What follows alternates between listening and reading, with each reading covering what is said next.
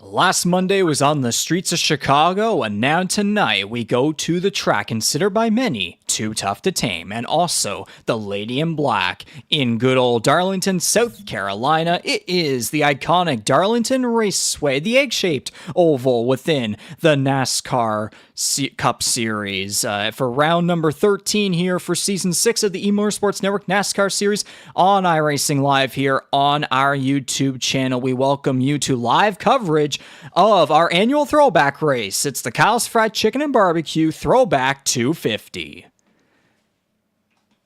And welcome to the broadcast booth. I'm Regan McCauley. You're hearing me from the left side of the graphic. On the other side, he's been here since the very beginning of the E-Motorsports Network. That is Jordy Kerher, both of us residing out to Prince Edward Island. Just want to make a quick note tonight that I am going into this with a dry throat, and apparently some hiccups were coming around within about the last hour or so, but I'm going to try to get through this the best I can, and we'll try to deliver you the best show we can along with these cars and stars of the E-Motorsports Network.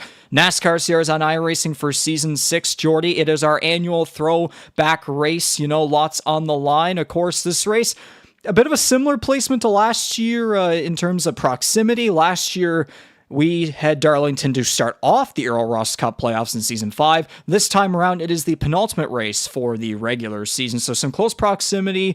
But this time around, it is more of a, if you win here, you might have your chance to get into the playoffs versus the last time around, where if you won here, you'd simply just get into the next round. Maybe a little bit as simple as that, but a bit of a different situation here, and +2 as the annual throwback race as well. No stage cautions. This thing could go green flag all the way. There will still be stage points applied, but still, though, a lot different of a situation here compared to last year. Yeah, 100%. First off, as you mentioned, last year, Rockingham played host to the throwback component of the NASCAR series. I think it's nice to be back at Darlington for this. It just feels right in my view, and as you say, there's a lot on the line here tonight, so it's one that I've been looking forward to for a little bit. I've had it circled on my calendar, certainly, and yeah, especially the fact that we're just 2 weeks away from the playoffs. You were talking about the idea that we could go green all the way through.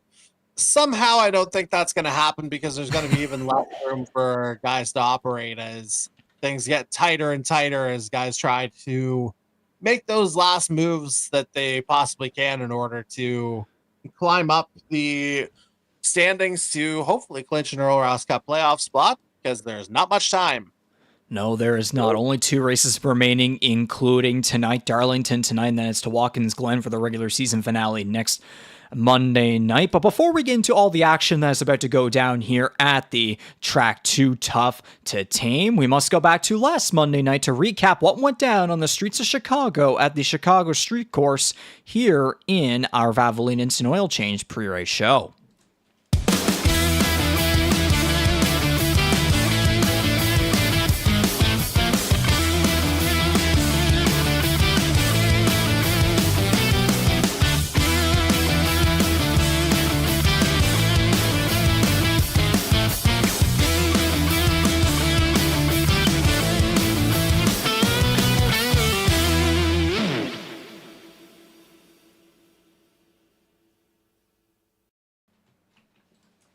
Big thanks to Valvoline Instant Oil Change for being the sponsor of our pre-race show, post-race show, and also the team standings for Season 6 of the E-Motorsports Network NASCAR Series on iRacing. As I just said there, we're looking back to last Monday night on the streets of Chicago. It was the Zesty Paws 81 miles of Chicago, and yet again, this name pops up into victory lane at a Salisbury, North Carolina, the 00 of Jordan Kalinian, championship runner-up last year, and also the rookie of the year, season high 8 victories. He's already gotten to 6 at this point, just even before the regular season has come to a close, which again, coming to a close next Monday night at Watkins Glen. Career win number 14 as well. He went from worst to first for the second time this season. The first time around, he simply didn't put up a qualifying lap at Homestead, Miami. This time around, as a result of penalties from Indianapolis the week before, he had to start the tail end of the field with an EOL penalty, and he made his way up with basically no problem whatsoever. He had to do a little bit of hard charging through the first stage, but then there was capitalizing on track position thanks to a call to go to pit road at the end of stage 1 before that first mandatory stage caution, which gave him the lead as everyone else came down to start the second and middle stage, and then he pretty much dominated the rest of the way and went on to win. 26 of 38 laps led, won stage 2, and basically the last one in there as well. Now with 6 of 8 Roadster Street Course starts, 6 of those being victories for him thus far since he joined us last season in the NASCAR series. This guy has been on a tear, Jordy. That's probably an understatement. Yeah, and I mean, this definitely has shades of how last season went down, and you mentioned the kind of worst to first dynamic of it. You could tell in the practice and qualifying sessions that as soon as he got clear air, he was pretty much going to be gone. And, you know, it was, as you say, kind of a proper call strategically toward the end of stage 1 that helped him make that jump. And, you know, that's why he's sitting on 6 victories now this season, 40 playoff points already, and in a position to clinch the overall regular season title here with 1 race to go after tonight. Yeah, he gained 4 points on CD Magram in the overall standings. Of course, SimRacer Hub has our overall points, so you can kind of follow along there for the regular season championship leading up into the finale next Monday night at Watkins Glen. A bit of a fun fact that I noticed with Kalinian as well, too. Before Chicago, all the wins that he was getting were all at tracks that he hadn't won at last year. Chicago was the first one that he went back-to-back at. And now this continuing along this stretch here, tracks like Chicago, Darlington, and then Watkins Glen and Bristol, all tracks that he won at last year, so he's looking to go back-to-back at all of those. So there could be a bit of a thing where it's like, you know, half of his victories, you know, at tracks that he's never won at before, and then there's half of them that could end up within these next couple of weeks, half of them at tracks that he's won at before. So kind of an interesting dynamic going on there. Again, I don't want to speak too soon or possibly jinx him, but I'm just saying the possibility is there knowing his momentum. Yeah, 100%. And now we're, if you recall, obviously last season, we're in that stage where you mentioned the 4 in a row. It kind of bridged the gap between end of regular season and playoffs last year as a big part of his 8-win rookie season here with us. So mid-season, it doesn't look like he's going to be slumping really, because it feels like anytime he's been on track in the last month or so, he's been unquestionably the car to beat, and we'll see who's able to mount the challenge here now that we are on the Lady in Black. Indeed, we will be very soon. Kalinian also got the Red Bull Link's fastest lap. In behind him, of course, held on over Bryce Fontaine by just about 4 seconds for the victory. A great run by the number 22 driver, the sophomore. Back-to-back top fives for him. This was his best finish since his Montreal victory back on May 12th. So again, that road and street course success continuing onward for Bryce Fontaine. He still has yet to finish or qualify worse than 8th after 7 starts. He won the first stage as well. 3 consecutive podium for CD Magram. He's finished on the podium in 6 of his last 7 starts. So the Atlanta, Georgia driver's been on a hell of a tear as well there. Maybe not winning-wise, but still with some great consistent and great finishes up towards the top of the board in recent weeks. Darcy Ford with his best finish of the season after qualifying 9th. He's had 2 top 5s in his last 4 starts. So, Jordy, he's been starting to ramp things up, possibly, peaking at the right time because, of course, we saw last week at Chicago, he was able to gain some great points over Justin Belmonte for that 12th and final playoff spot. Belmonte dealing with some stuff in the later parts of the race, including going around in a certain number of corners, and that allowed Darcy Ford to take advantage with some positions and some valuable points. Yeah, 100%. And we're going to get into the breakdown of all that here relatively shortly, but I think you pretty well summed it up there, Riggs. Kind of coming along at the right time is the 64. And I know, the first half, especially of the regular season, the results weren't necessarily there, but this is a guy who's been a champion in the series before. He's been a perennial playoff contender, so no reason to think that he wouldn't have made the jump up, maybe a little bit later than we were expecting. But I think last week was a statement of intent for the 64 that he's here and he's not here to play around. He is here to get some business done. Absolutely. He has the experience that he can certainly capitalize on here as we inch closer to the 6th annual Earl Ross Cup playoffs. In behind him with a quiet top 5 run yet again was the Forked River Brewing Company in-season tournament champion Mason Tomlinson. He's finished top 10 in all of his last 6 starts, so he's been on a great run too as of recently. I see Corbin McCauley down there at the back end of the top 10. He looked to have the pace for even a podium finish, to be honest. Some late race hits, unfortunately, rode him back to just a top 10 finish, but still a solid run after the last couple of weeks where he hasn't been finishing at all, quite frankly. It was his first top 10 since June 16th at Charlotte, so hopefully he'll be able to get back on track here tonight at Darlington Raceway. This race took an hour and 5 minutes, had 3 different leaders. It was Jared Ireland who was another leader in there as well. Obviously no yellows besides the mandatory stage cautions because it was a road/street course race. Into the driver standings as the drivers here tonight have just gotten underway here with single car qualifying for the Kyle's Fried Chicken and BBQ Throwback 250. I said earlier in overall points, Jordan Kalinian gained a couple on CD Magram, so still hanging on by just under 60 points above car number 1. I said earlier with the playoff picture, Darcy Ford overtaking Justin Belmonte for the 12th and final playoff spot, but it's only a 7-point difference with 2 regular season races remaining, so it's still, they're all the points that you can possibly get tonight and into Watkins Glen next Monday could be a deciding factor for who will ultimately be able to make it in. But do also remember as well, if we get a surprise winner in behind them, maybe even multiple between tonight and next week, you could see even the both of them out, for crying out loud.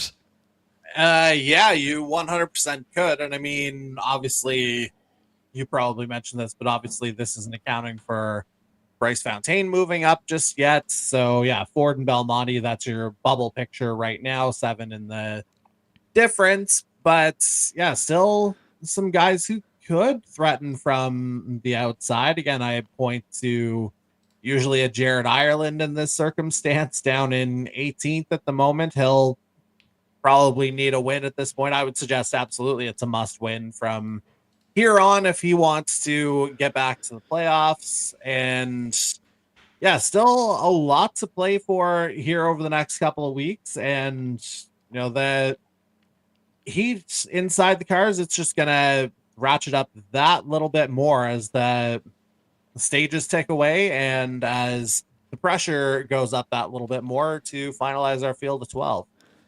Adam Wilson is 30 points back of Ford for that 12th and final playoff spot. Mike Marini is minus 38 and Kyle Knoll is minus 44. I'd say basically every one of those drivers, unless someone has a catastrophically bad night tonight and maybe even as well at Watkins Glen next Monday night, then there could be a big point shake up there, but it's safe to say a lot of those drivers from like Wilson and on back pretty much need a win at this point just to be certified and all good. Moving on to the Valvoline Instant Oil Change team standings, it's still Tornado Alley leading the charge. There was a change for fourth place. Hyperdrivers moved up over Back Row. Tornado Alley's lead extended from plus 78 to plus 104 over GTR. So after a bit of a rough start to the season, they have gotten things back on track, just like their dominance from last season, season 5 in 2024. And then to the manufacturer standings, where Toyota's lead has jumped from plus 318 to plus 368 over Ford. Ford is up by plus 68 in second place over Chevrolet. So Toyota with a big 50-point jump right there after the Chicago Street Course. And to wrap up last week's recap and the Rookie of the Year standings, we've been seeing over the past couple of weeks, ever since Raymond Hanneman joined us at round 3 at Homestead, Miami, he was starting to close in on Thronberg, but now car number 3 seems to be kind of extending the gap back just a little bit now as of recently. Yeah, a little bit of a renewed push from Thronberg, a little bit of bad luck for Hanneman thrown in there as well to bring that gap up to 31. But obviously, you know, we've been talking most of the season that it feels like Blake Thronberg could be a threat to win at any given point over the course of the year. I mean, we saw Raymond Hanneman do it pretty quickly upon his debut. It was maybe 3 or 4 races in, but yeah, as you say, it feels like, you know, as we get closer to the playoffs, I would suggest we're probably looking at 2 rookies in the field, unless Mario Ercolani is able to win his way in. Ditto for Matt McDonald, although you'd wonder about the top 20 point consideration there if he was to pick up a win either this week or next. But yeah, looking forward to seeing how this one shapes out as well. And yeah, I think it might be time for Thronberg to pull out a performance that would be kind of reminiscent of that number 3 he's got on the side.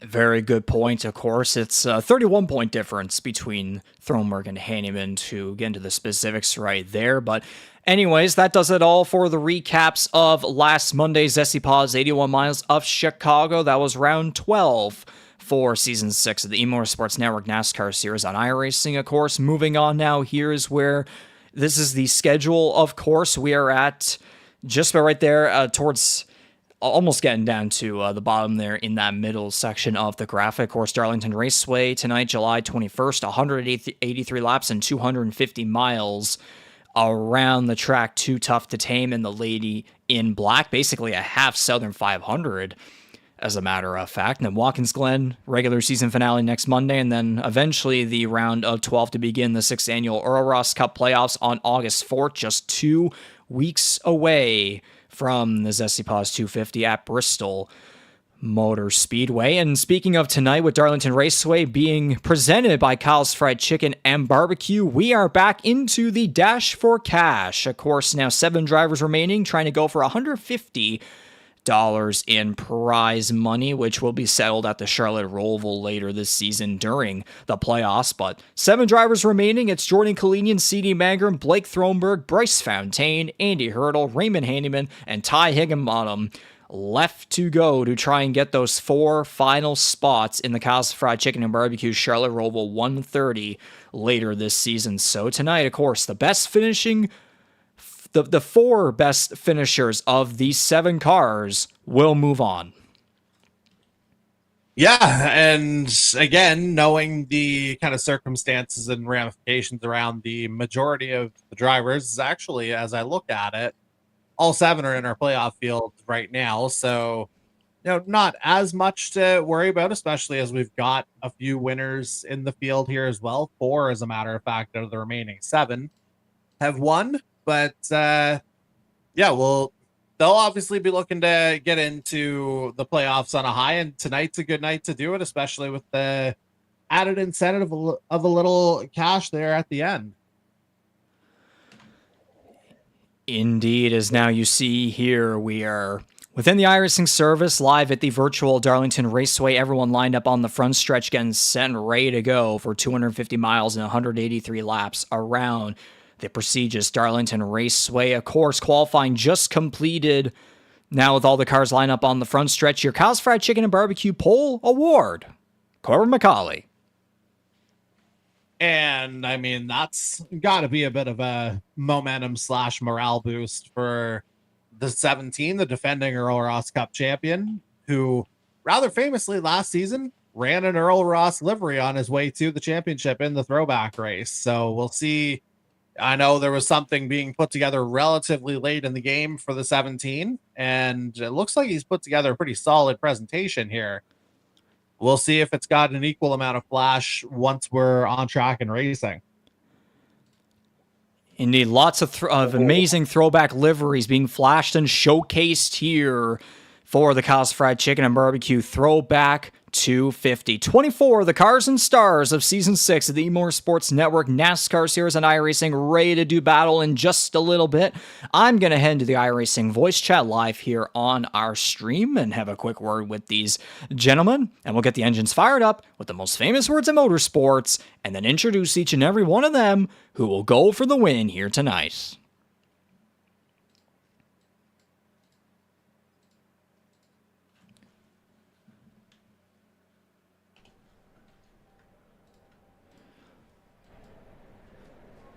All righty, gentlemen, do we have a copy? Loud and clear.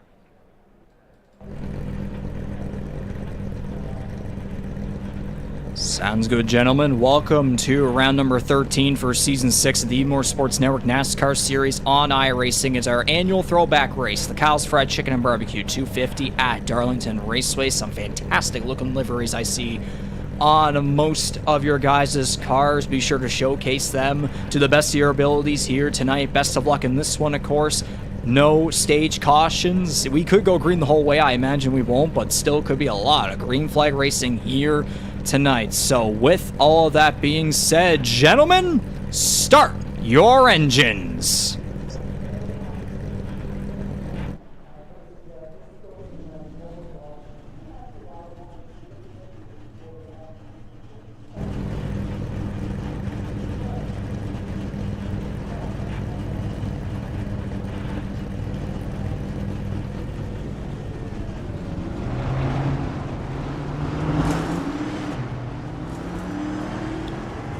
There you have it. The engines have been fired up and everyone rolling down the front stretch and ready to go green flag racing for 250 miles and 183 laps.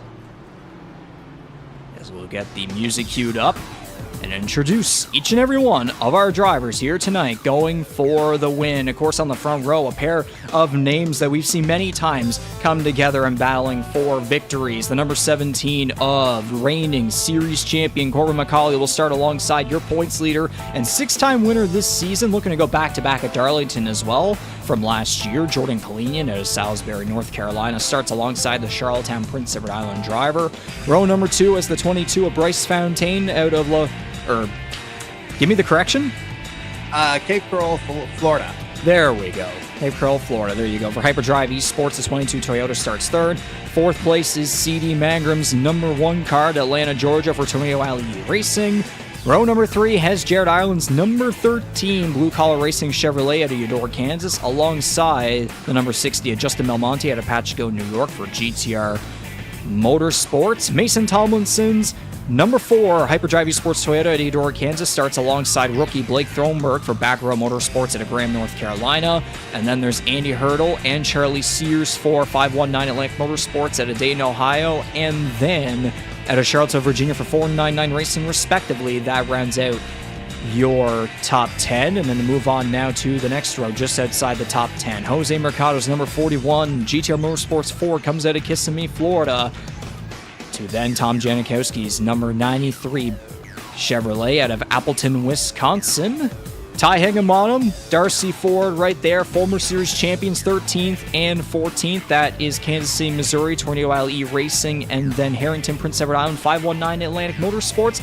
To round out the top 15 and transition to you, Jordy, it's Kyle Knowles, number 15, Storm Surge Esports Toyota out of Wendell, North Carolina. And on his outside, he'll have the number 12 back row motorsports entry of Mike Marini out of Thunder Bay, Ontario, starting in 16. On to row 9 now, where we have the number 21 Tornado Alley Racing Toyota of Adam Wilson out of Laurel, Delaware, starting 17th. And on his outside, another guy who's locked into the playoff picture here, the number 48 Blue Collar Racing Chevy of Scott Bailey out of Allendale, Michigan. On row 10, where we go to the GTR Motorsports family, where we find the number 29 Toyota of Mario Ercolani out of Parsonsfield, Maine, starting 19. And we have on his outside Raymond Hanneman in the number 85 Ford, unofficially for Eternal Racing, but within our field, the number 85 starting 20th here tonight as we go to our going green this time by. Okay, let's just push through. Number 10 519 Atlantic Chevy of Jason Butler starts 21st. Mark Willett on his outside in 22nd out of North Bay, Ontario. Then it's an all-Canadian back row. Matt McDonald in the 25 Ford out of Calgary starts 23rd. Dan Cudmore rounds out the field in the number 2 Penske North Ford out of Stanchill, PEI. And just before we go, green flag racing here is our quick race analysis. 183 laps, stages are 57, 57, and a nice 69. Pit road speed 45 miles per hour. The fuel window is 33 to 36 laps. And your reigning race winner is the 00 of Jordan Kalinian here at Darlington Raceway. Off of turn number 4, the Kyle's Fried Chicken and Barbecue Throwback 250 is underway. And already in trouble. Yeah, there was an immediate dive. We got Mercado sideways. And they're off. And no, they're not. Maybe another little mini spin there for good measure out of the 41, but already under caution. Now, hopefully not a foreshadow. What were you telling me off mic about track grip being non-existent here tonight? Yeah, something like that. The communication I specifically received was grip is non-existent, the tire fall off is extreme, the pucker level's off the charts.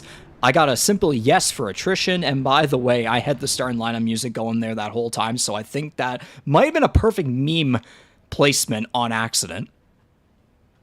I mean, that's sometimes how the best things happen.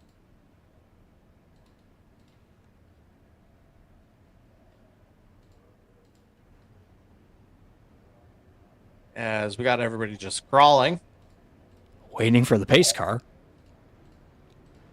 I was going to say, the fact that it happened so early, there's no little rescue appearance, but they are all moving like turtles at the moment.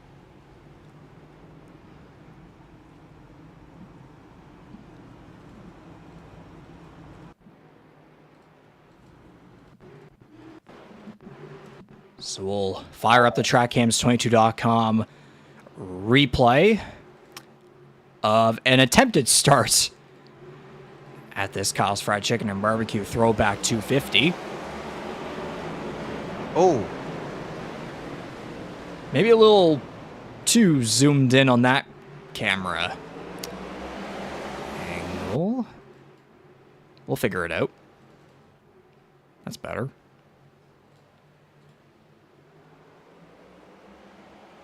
Yeah, so is there a little bit of a...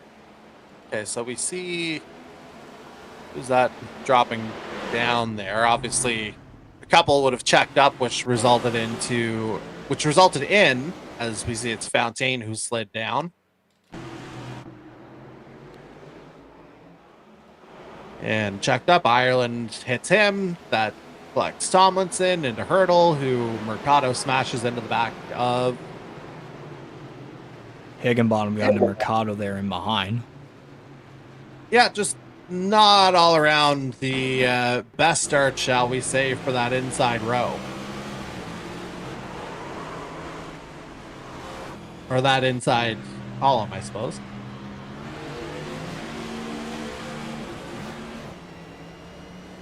Yeah, definitely a shifting moment there. not great, but again, if something had to happen for the sake of the field, it's best to get it out of the way early, and we'll just, hopefully go semi-clean the rest of the way. And in the driver chat, it looks like Fontaine taking a bit of accountability for that, but hey, it's early.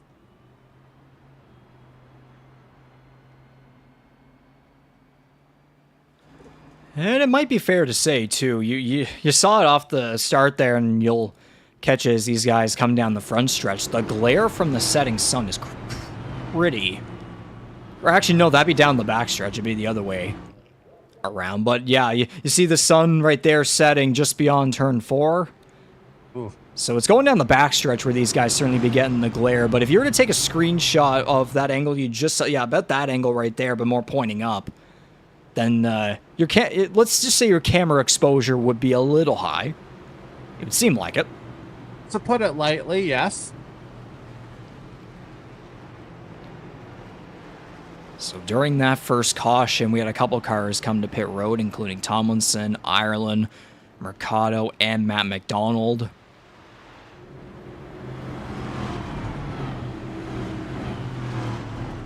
Yeah, Mercado, understandable, as he obviously took the worst of that.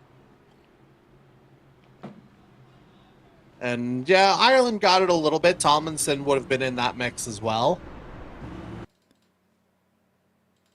Okay, I was told to look at a certain onboard. There we go.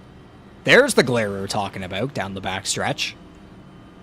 Yeah, that's definitely noticeable. I'd be curious to see what that looks like on that higher run as well, but we'll find out once we get back into the proper racing, which is right about now.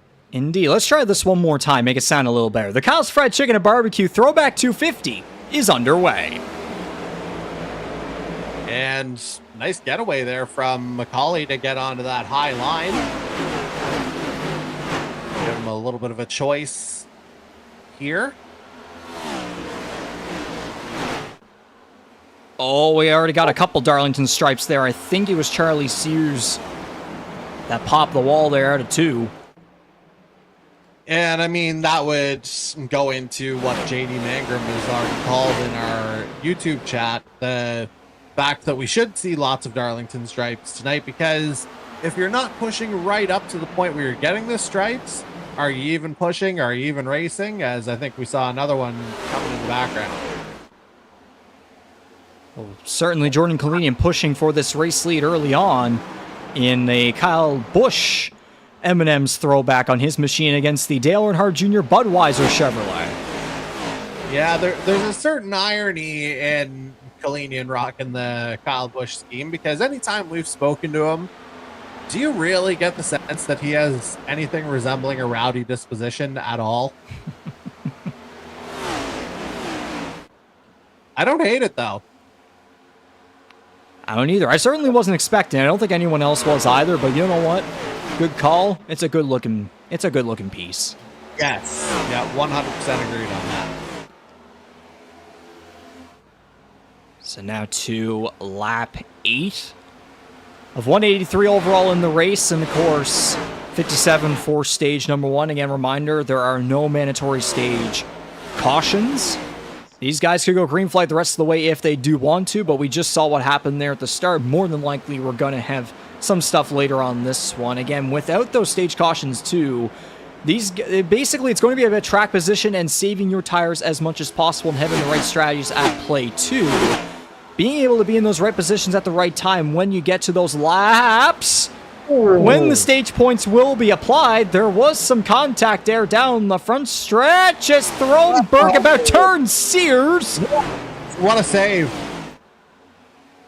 Keeps it going straight out of 2. Oh.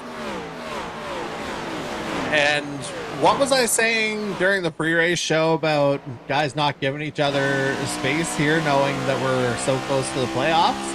That's Ireland and Sears, 2 guys who are both outside the playoff picture right now. So it's starting already, folks.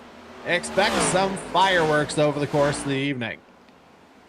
Kalinian still hounding Corbin McCauley for that early race lead. You see McCauley using the preferred outside line. Everybody, that's that preferred line, that preferred groove, trying to ride as high as you possibly can without trying to get the Darlington stripes in there. All those dives to the inside, too, certainly do not help with the tire wear in there either. But if you can manage it, then what do you know? I mean, management feels like it's going to be the name of the game here over the course of the evening, particularly given the track forecast that you were given a little bit earlier, especially if that holds up. And, well, if that holds up, the tires won't. We'll put it that way.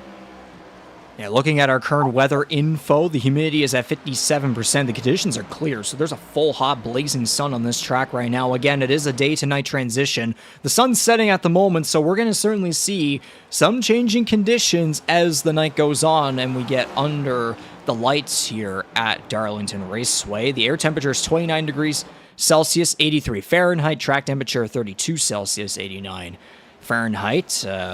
Wind speed is rather low compared to what we've seen in the past couple of races, but it is going in a southern direction. Still a 10th in between the 17 and the 00, who have started to get away from the rest of this field, as Justin Belmonte has moved up to third place. He started this one back in 6th, so a couple positions up for car number 60.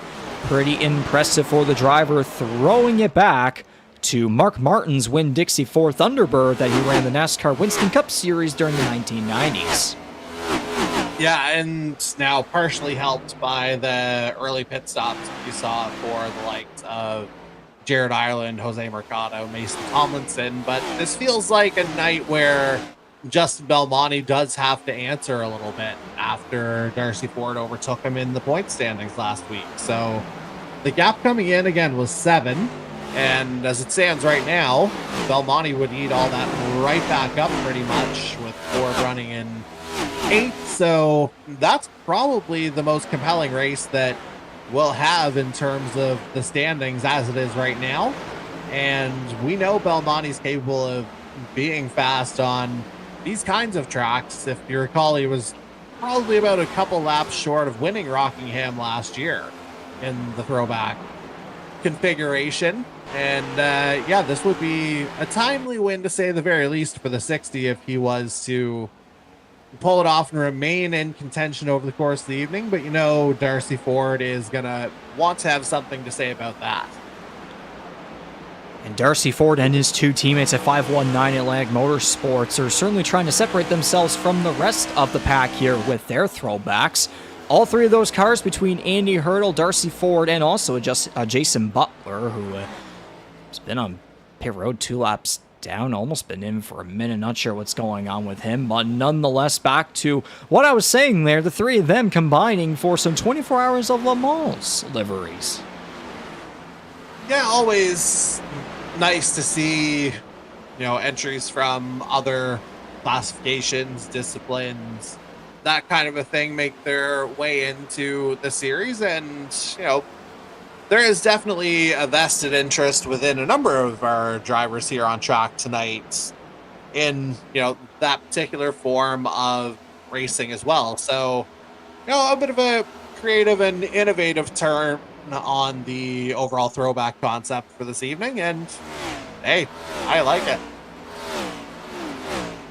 So do I as well. It's mostly NASCAR throwbacks that we're seeing through the most of this field. I mean, no surprise. We're doing NASCAR racing, stock car racing here at Darlington Raceway, which I was going to say about this track and how unique it truly is. At 1.3 miles and 2.1 kilometers, it is an egg-shaped oval, of course. One of NASCAR's oldest tracks. It opened back in 1950 and has since hosted the Crown Jewel Southern 500. Of course, we're basically doing about a half of it, a 250 compared to their 500. Asymmetrical layout. Turns 1 and 2 at 25 degrees up banking are wider than turns 3 and 4 at 23 degrees there. It's an unusually highly abrasive asphalt track surface that they call it. Again, one of the toughest circuits to win on the NASCAR calendar. If you get a win here, man, oh man, it is great on your resume. And again, 00 Jordan Kalinian Has fallen just a little bit back in behind the 17 now. Oh, big slap. Darlington stripes there for car number 60 in third place. But what I was saying there for Jordan Kalinian looking to add another Darlington victory to his resume. And I want to go back as well to another former winner here at the track. Too tough to tame back in season 3 in 2022. The 97 of Ty Higginbottom running none other than an Eric Jones paint scheme, which 2021 to be specific is when that U.S. Air Force Tuskegee Airman tribute was ran. But Eric Jones, a 2-time Southern 500 winner, so it kind of makes sense right there with a, former Darlington winners kind of coming together there. Yeah, maybe some good mojo for the 97 coming in. Again, you look at past winners as well of the Darlington races. That would include one Series 2 champion, Darcy Ford, as well, back in the day. So maybe there's something to tie this track to overall success, because it feels like, again, given the description that you've just implemented in terms of how the track is configured, the overall surface, it feels like the kind of thing that's gonna take a complete driver and a complete performance to really maximize the most out of your car here over the course of the evening. And whoever is able to find that right balance, they'll find themselves pretty successful by the time the sun goes down.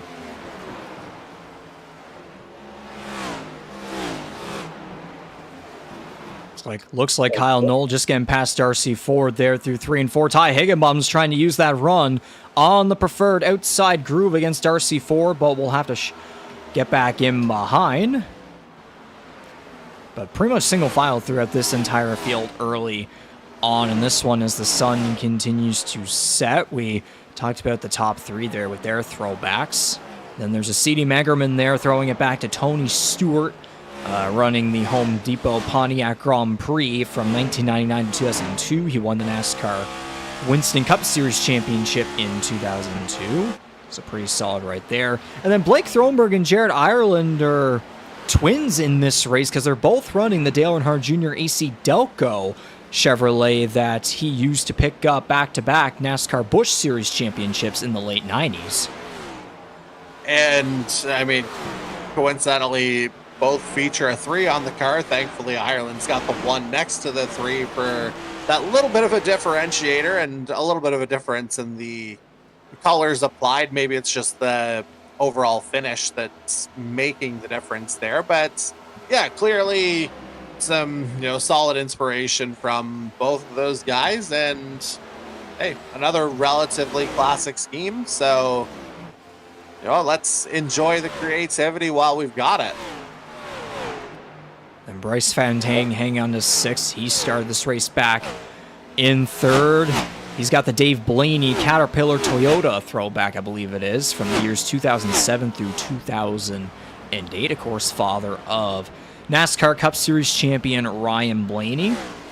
Also, 1 win in the Xfinity Series, I believe, probably back in the Busch Series days. I'd imagine a former World of Outlaws and USAC Silver Crown champion. So a lot of success over on the dirt side of things in there, but pretty solid out of car number 22. Trying to look through this field and see if we have any battles ongoing. About 3 cars, almost 4 under a blanket right there for 11th to, I'd say, about 14th in there. And again, no, go ahead. I was going to say there about Charlie Sears seems to be the 1 car in here not with a throwback, but it looks like he's just trying to keep up his usual thing. Okay, that's a Mark Roulette I was seeing there slow down the backstretch. He's 1 lap down. His little reptile rescue 4 throwing back to Bobby Labonte when he ran the Interstate Batteries Chevrolet and Pontiac in the late 1990s and early 2000s. Picked up the 2000 Cup Series championship. So not sure what's going on with him there. Now side by side for the back of the top 5 between Bryce Fontaine and Blake Thronberg. Yeah, and Fontaine's just going to squeeze by there. You mentioned the Dave Blaney homage. I mean, for my vintage, a little bit older, I'd associate that scheme with Ward Burton even before that, like late 90s, early 2000s, that same Cat 22. And yeah, Fontaine, as you said earlier, making it look pretty good right about now, running in the top 5. That's the thing with, some of these schemes as well, too, as Darcy Ford looks to be heading to pit road here just before the fuel window. Inside the cone? He wasn't. Oh, no. That's going to be a lot of track position lost. Again, remember, it's all green flag racing, no mandatory yellow, so that could be catastrophic. It's still very early, but Justin Belmonte's been up there in 3rd place after starting back in 6th, so big difference. Yeah, you'd have to think that the pit cycles will probably sort themselves out over the next couple of laps, but that was not the cleanest entry, to put it mildly, for the 64. And yeah, knowing just how important track position is going to be here. That was a replay, but we're going to get it back again.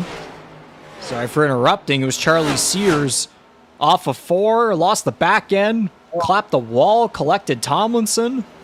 They both were able to keep it going, but that's some right side damage, I can only imagine, to car 32.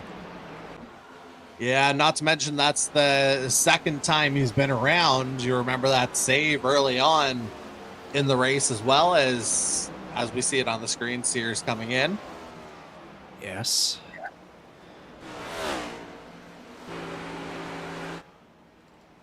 And then Jordan Kalinian to pit road.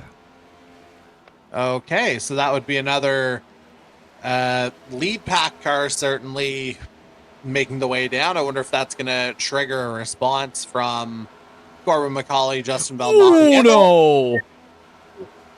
Adam Wilson barely clips the barrels. This isn't Homestead, brother. Ouch. Ooh. Looks like Corbin McCauley was able to make it to pit road just fine. Not sure who that would be ahead of him. Oh, that is Wilson. That is Wilson, all right. No puffs of smoke in the background from needing an excessive brake application? Something like that. The question had to be asked. So Justin Belmonte inherits the lead ahead of Bryce Fontaine, C.D. Magrum, Blake Throneberg. What I was saying earlier, too, about these throwback liveries as well, some of these guys are running such certain... There might have been some Darlington stripes there for Belmonte, but as I was saying, some of these liveries, some of these sponsors, these certain paint schemes or whatever, have been run by multiple different drivers throughout the years in NASCAR racing. So it could be different sorts of drivers that could be being thrown back to... who was that one driver I know there's one driver in particular that kind of has that thing going. There's another casualty to the pit entrance. It's C.D. Magrum. Indeed so, and a little bit of a calamity for the two cars that wound up sliding in ahead of him into pit lane there. I wonder if it's just that extra little bit slippery coming off of the racing surface and when you're coming in. Andy Hurdle, Kyle Knoll also to pit road. Because, I mean, we've seen a few drivers caught out by that now, so certainly that would offset the early infliction of damage that Darcy Ford would have had, though he does run 2 laps down at the moment as opposed to just the 1. So drivers making their green flag pit stops here with now, I believe, 20 laps to go in the first stage.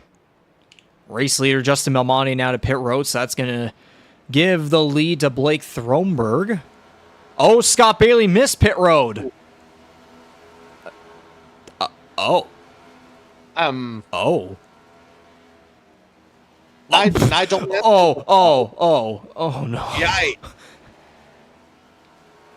That pit entrance is cursed tonight.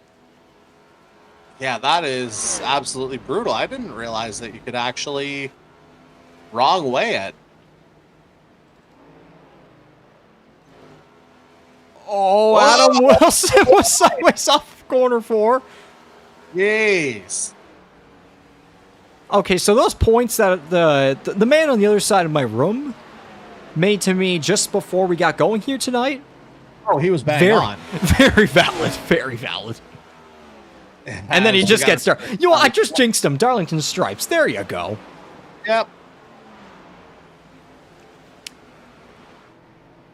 And then eventually back to the point I was making. Yeah, Jose Mercado was the driver I was thinking of in particular. His number 41 Valvoline Instant Oil Change Ford is kind of a throwback with sort of multiple different drivers. It's a Dale Earnhardt Jr. throwback that also occurred back in 2015, where it was just back to a bunch of drivers in the early 1980s that sort of had this kind of a Valvoline livery deal. Drivers like Cale Yarborough, Buddy Baker, Ron Bouchard, Neil Bonnet in there. You could maybe get a bit of a Mark Martin feel from it as well, but Jose Mercado literally went on social media and said the main point of this was more of that what Dale Earnhardt Jr. was thrown back a decade ago, which, yes, there you go. There's another point of proving that time flies by. Yeah, and I mean, it's definitely not, like you said, the Valvoline, yes, I would associate with Mark Martin first because of when my NASCAR fandom would have began. But yeah, we've seen a lot of sponsors transfer from different drivers, different teams. It's felt like so. Yeah, there's been some strange combinations over the years as well, certainly. But I mean, that's what can make these things memorable as well. And you said there too, with some throwbacks, you might see a certain livery and think, oh, are they throwing back to that driver? But no, a driver might say someone completely different, and it's like, oh, they're thinking outside the box. Well, for example, you saw Dan Cudmore, bottom of the screen there in the semi-blue deuce, and some folks might think, Kurt Busch or Brad Keselowski. Daniel Cudmore, very much a Rusty Wallace guy, so that's his homage here, as it normally would be for these throwback configurations, and it's good to see him back in the throwback racing, of course, after missing last season. I mean, Team Penske North. Indeed. So there you go. So after all that, Corbin McCauley back to the race lead in the number 17 McCauley Racing Chevrolet. A couple laps away from 10 to go until stage 1 points will be awarded. 4 seconds ahead of Jordan Kalinian. And McCauley currently the best driver in the standings that has not yet won a race this season. You'd think, with the past couple of weeks with his recent results, it might come across as a bit of a surprise in a way, but still, though, he's added up a lot of stage points, too. Don't forget that in there as well. And he had a lot of strong finishes earlier in the season as well. But I think you'd have to think, whenever he can finally pull off that long-awaited victory, which, again, his winless streak goes back to the season finale last year when he won the Season 5 championship, the 5 years of trying, 5 years of frustration ordeal there and trying to get an Earl Russ Cup, of course. You'd have to think, if he can finally pull off the victory, and I mean, sure, he's points-wise, he's pretty much secured into the playoffs, but still, though, that win would be great momentum going into the first track where he's won there before. It was back in the console era, but still, he has experience of going to victory lane at Bristol. Indeed, he does, and I mean, it feels like, a driver of that caliber, shall we say. It does feel very strange to be talking about him as still being winless more than halfway through the overall season.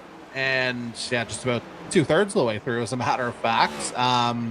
But he's a guy kind of in a similar vein to a Jordan Kalinian in the sense that, when he gets hot, he's able to string performances together back to back to back. So if he's able to grab a win over the next couple of weeks, that could just be an example of, it's like a champagne bottle just waiting for the cork to pop, basically.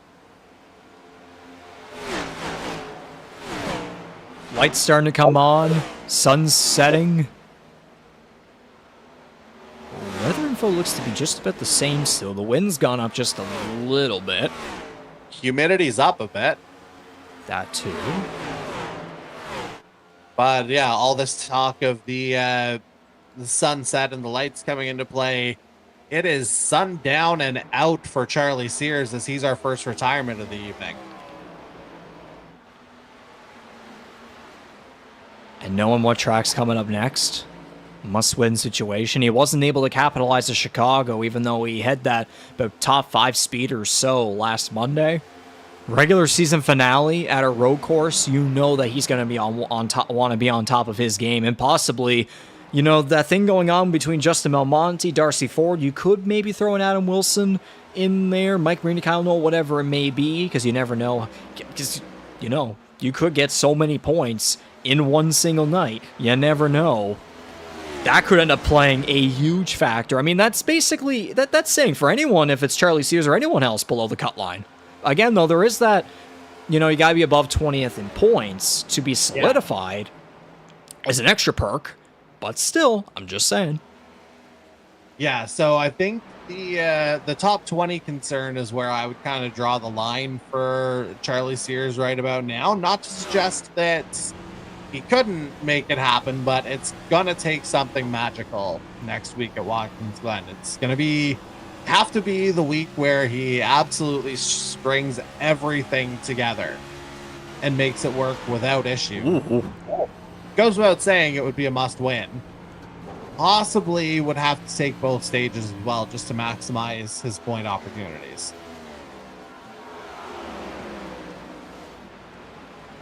Raymond Hanneman has been methodically making his way up through the field. He started this race back in 20th. He's now in 7th. Some Darlington stripes right there as he is in a bit of a sandwich. And again, sandwich between Kyle Knowles, Joe Nemechek throwback. And then, of course, Jared Ireland with the other AC Delco Dale Jr. throwback. Well, you saw Hanneman had to get off the throttle a little bit there. He was on that left rear quarter panel of Knoll. If he had stayed on the throttle there most certainly would have been a touch. Indeed, it would have been, yes, good presence from both drivers to make sure that, you know, everyone's able to stay going in the right direction, though.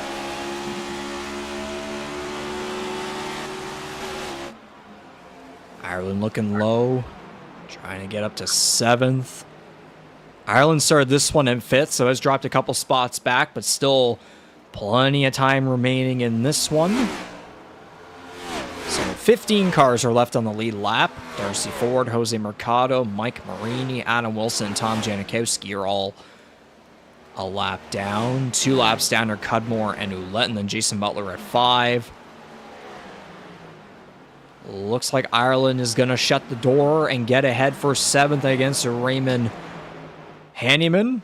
That's another Dale Jr. throwback right there for the EternalRacing.com 85 Ford. Oh no! Jared Ireland sideways down the front stretch, but that is not going to... Nope, it is. Okay. Oh, well, wow. What that does is it's going to give us our stage results, even though it would have stayed green, because this is kind of right about the time where it would have gone another 2 laps. He didn't fully spin, but he slowed down enough where it was enough to trigger a yellow flag. So that's our second incident-related caution on the day. So quite a decent green flag run there after that little mishap we had there on just the first lap to start this Kyle's Fried Chicken and Barbecue Throwback 250. But yes, because is it still a case if there's still a caution that close before the first stage? Like if it ends up, the caution laps end up going through that final lap, does that mean at that caution, those are the results? Does that still apply? I would suggest that would be the result. Okay, yeah. I believe I just heard a yes beyond my headphones. Gotta love that real-time confirmation, huh?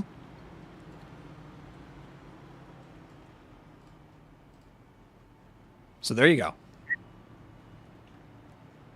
And, you know, a rather clinical stage drive from the 17. Was able to hold off Kalinian early. And, yeah, once they cycled through the pit stops, that 17's looking awfully good.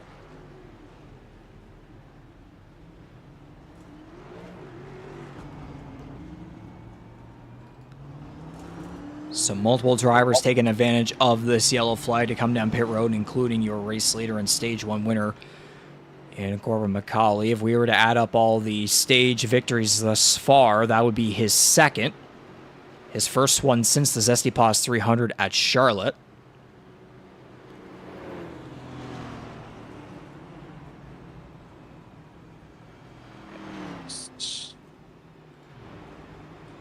And now with that, now you having the iRacing service, you being in here, you can go back and check out the stage 1 results. So I imagine that's what you're currently going back and figuring out.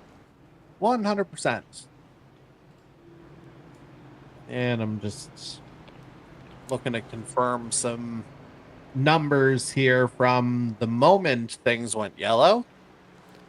Certainly one of many great improvements that we continue to have as we continue to progress through this era of the E-Motorsports Network.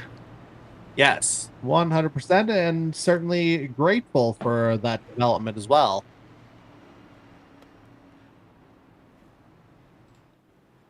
So looking at the race summary thus far, 2 cautions, 5 lead changes. McCauley has the Repulink's fastest lap thus far, 6 laps under yellow, 3 different leaders after 57 of 183 laps. Okay, track temperature's gone down by a degree and the humidity's gone up to 63. And I mean, usually the humidity is the thing we look at to suggest, yeah, there's not going to be a ton of grip out there. And, you know, that certainly seems like it's bearing out, although the depending on just how much the surface temperature's gone down, that could be a bit of a mitigating factor. But I imagine it'll play more into the driver's hands as we get later and later into the evening. Oh, there was a car on the wall there towards the back as we got back going. Green flag racing here at Darlington. Inheriting the race lead after all those pit stops, he went for just fuel on his stop by the looks of it. Only a 6.7 pit stop time. Bryce Fontaine. Corbin McCauley looks to hang on over Jordan Kalinian and Justin Belmonte there in second place. Oh, Hanneman's in the wall. He's sideways. Down. About contact with Kyle Knoll. How was that not any worse? He keeps it straight. Yeah, a little bit of a... not the way we would have necessarily drawn up the start of a stage 2, but certainly a traditional-ish feel to it, even though, again, we weren't necessarily planning on that kind of stage stoppage, but I was just wanting to get up and go. But you do have to be careful in how you go about doing it. And just like that, right back to the race lead, car number 17. Now Kalinian looks underneath the 22, who may have just popped the wall there. Sandwiched in between the 00 and also Justin Belmonte. Might have been a wall tap there to Ty Higginbottom.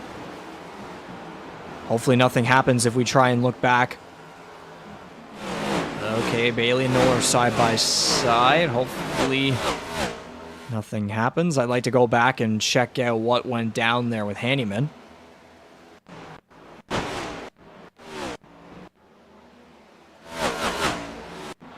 Yeah, just there's definitely a wall tap there to say the very least.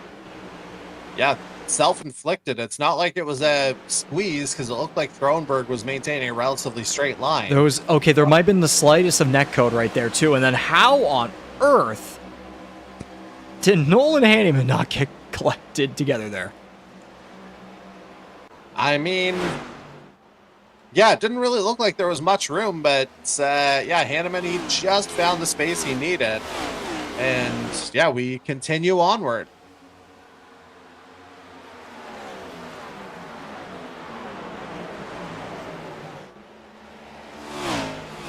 Just over half a second between McCauley and Kalinian for the race lead. Mostly single file throughout this entire field. Yeah, not a whole lot going on. Scott Bailey's got the Jimmy Johnson throwback. I mean, it's car number 48. Are you surprised by that whatsoever? I was gonna say, I was looking for an era, and I mean, hard to go against one of NASCAR's most decorated champions of all time. Yes, sir. 7-time champion. I believe this is 2012 specific, or I mean, it'd be probably around the mid 2010s, basically. But I believe what I said was from the photo that was up on the throwbacks, or it may have been a bit of, yeah, I believe that's what it was. Yeah, Lowe's and Cobalt Tools, Chevrolet, 400 Motorsports, of course, 7-time champion, 2-time Southern 500 winner, Jimmy Johnson. So Scott Bailey looking for win number 3 on the year, looking to add to Atlanta and Charlotte. Again, it'd be a second crown jewel victory that he'd be looking for in the year as well. And I mean, he has a way of showing up to the races that mean the most. So, yeah, we'll see where Bailey winds up here. The 7th is actually a little bit higher than normally we would see him in the early going, as he kind of likes to see things play out before he makes his move, but maybe wanting to get a little taste of the competitive nature at the top a little bit early on.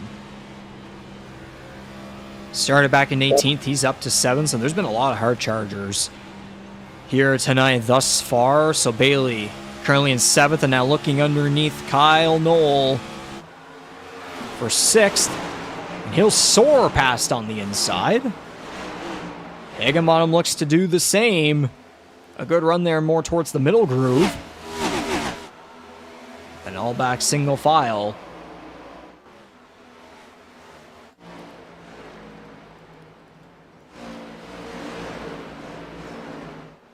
Oh, Jose Mercado hard in the wall. And will we go yellow here? We don't. Ooh. And I mean, he was stopped, but I guess no one was really around him at that point either. So let's see. Oh, you got to it before I did. Oh, wait. No, we are under yellow. We're under yellow for something else. Yeah. Oh, boy. Scott Bailey. Okay, well, I'll try and grab that one. Figure out what happened. We'll probably eventually catch the Mercado one, but under yellow now this time. Something happened with Scott Bailey as we were trying to go back on the TrackGames22.com replay for the 41 of Jose Mercado, so we'll quickly catch what happened here with the 48. Looks like it started sideways somewhere in between turns 3 and 4. Yeah, Higginbottom got the wall pretty good, and then Bailey just basically lost the back end, or at least at first he did. And then for good measure, a little bit of a slide down the front. Stays on the brakes. Kind of a Jared Ireland style situation there, where we ended up under yellow because he was slowed down and pretty much at a complete stop anyways. But now it's the 41 of Jose Mercado I want to get to. Go on. Well, I was going to say no contact there from between Higginbotham and Bailey. Maybe net code. A similar loose moment there for... Oh. Nice avoidance there from your race leader, as a matter of fact. That was quite the wheel handling. The wheel just kind of jerked just a little bit, and that car just went soaring up the hill. And we'll have to see, given the fact that Mercado went straight to pit lane, I'd have to wonder what the prognosis of the rest of his evening looks like.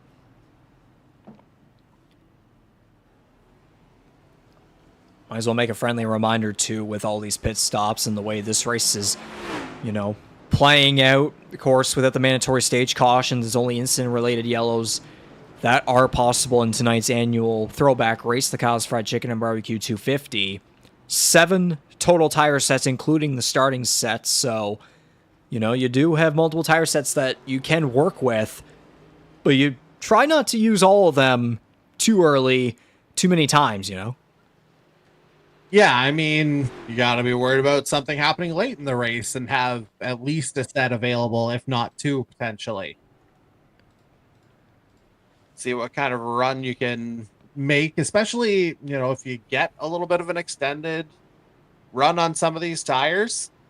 Like, if you can save in any form, it's only going to help you later on down the road.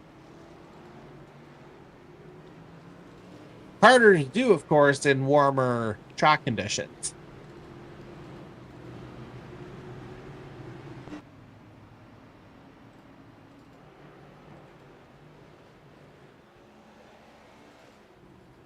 Getting double file, ready to go back. Green flag racing behind the iRacing pace car. It's Macaulay and Kalinian back on the front row. Pretty much as per usual. But it's been about 14, 15 lap stints for the top 8. Meanwhile, Ireland, Ercolani, Tame, McDonald, Tomlinson, Bailey, all were just down pit road. Some of them going for 4 tires and fuel. Some went for just a fuel call.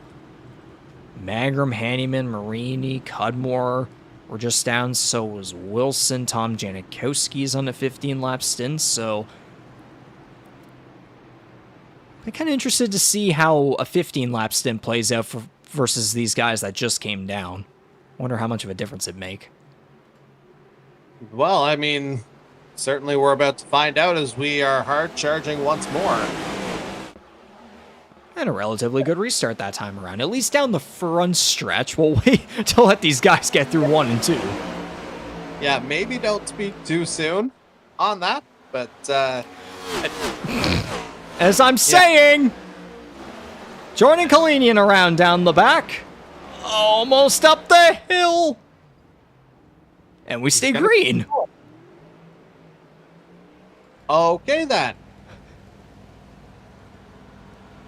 And we'll have to see. We might be getting another member of the broadcast crew here soon in the form of a trackside reporter, as it looks like Jose Mercado is going to be our second retirement of the evening. Oh, boy.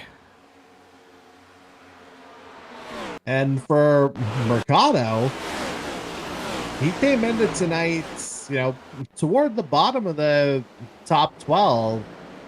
That spot isn't necessarily safe now that he's out. So another guy kind of got clawed it back, so to speak. It was Thronberg up the track barely. It gave Kalinian a bit of a love tap. Oh. And then again, he didn't fully spin. And he wasn't fully slow enough to cause a yellow. But that is not ideal for the driver who's been running consistently up front here tonight. So that's going to drop him back to 17th. Last car on the lead lap. So Corbin McCauley's lead extends to just over a second ahead of Justin Belmonte. And Belmonte is going to be a pretty happy guy right now, because one thing we haven't touched on is unofficial stage 1 results, of course. And I do have some opening math here to talk about some of the ramifications and changes as a result of that. So the way it went down, the second it turned yellow was, as I'll pull back my replay, of course, Corbin McCauley took the stage win, Jordan Kalinian second. Justin Belmonte being third is huge because as we run live right now, he is now 1 point ahead of Darcy Ford for the final playoff spot. That's the biggest development over the course of that opening stage. We'll go through the rest of the unofficial stage results here as well. Bryce Fontaine comes home 4th. Blake Gronberg rounds out the top 5.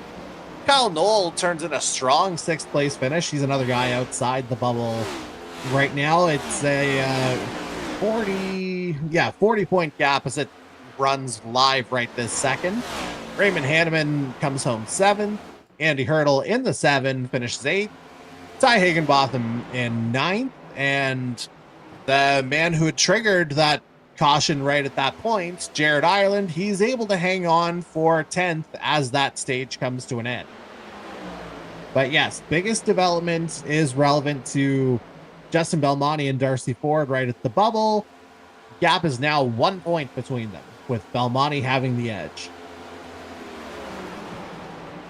How about that to play out with basically now a race and a half remaining in the regular season for Season 6 of the E-Motorsports Network NASCAR Series on iRacing, as everyone continues to cycle through here in this second and middle stage. We'll finally try to have an opportunity here to go side by side for the first time tonight.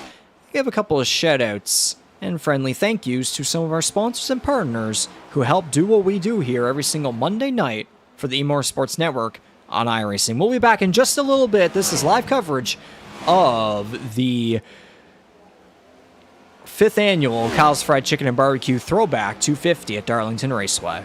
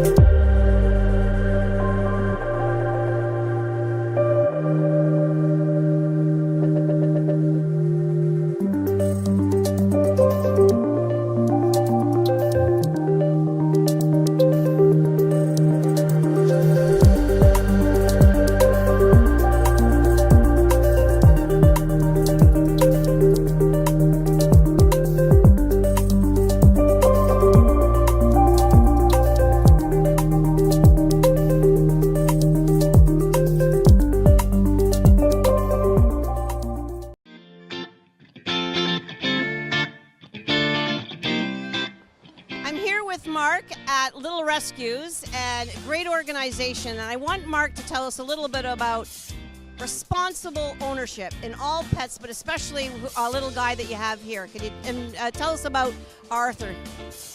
Arthur here, he was born a perfectly normal red-eared slider. He has what's known as metabolic bone disease.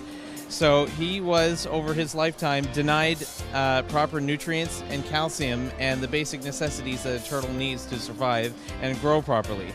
So with the compression on his internal organs, this will unfortunately cut his life short.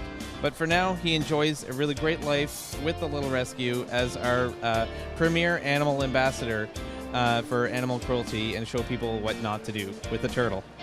You know, it's organizations like this that need support. I mean, sure, we all have dog rescues, cat rescues, but when you see a guy like Arthur here, you know, all pets need great care, and this is what the Canadian Pet Expo is about, okay?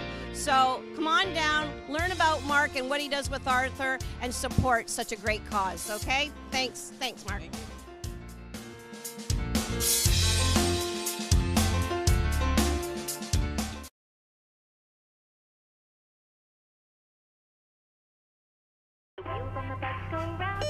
Good morning, Philip.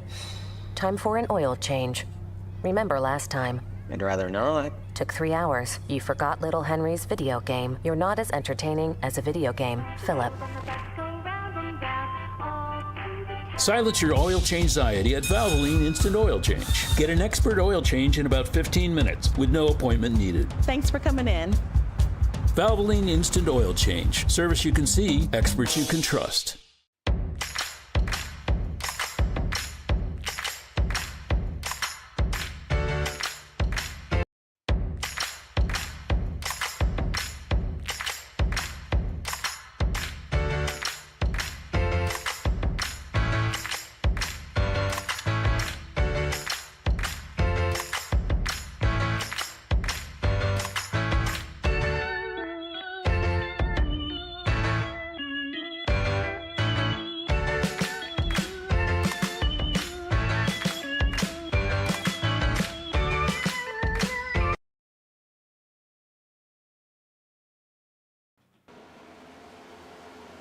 Welcome back to live coverage here, round number 13 for Season 6 of the E-Motorsports Network NASCAR Series on iRacing. It is the Kyle's Fried Chicken and Barbecue Throwback 250 at Darlington Raceway, another crown jewel event on the year.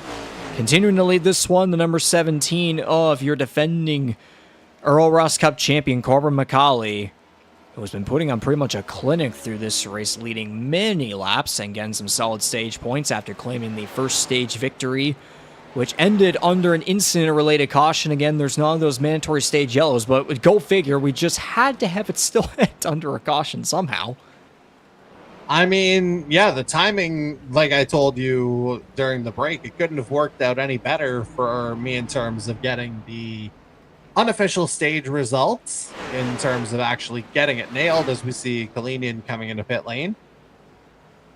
Mike Marini's been in for almost 5 minutes. I think we saw him have a couple decent wall hits in those earlier laps. It looks like Mark Ouellette's coming down now. He's 3 laps down.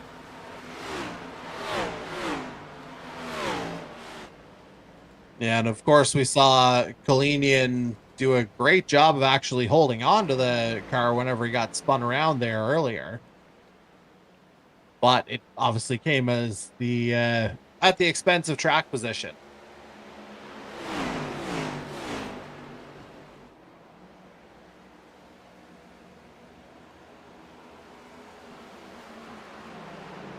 As Hanneman's gonna haul it in, it would appear.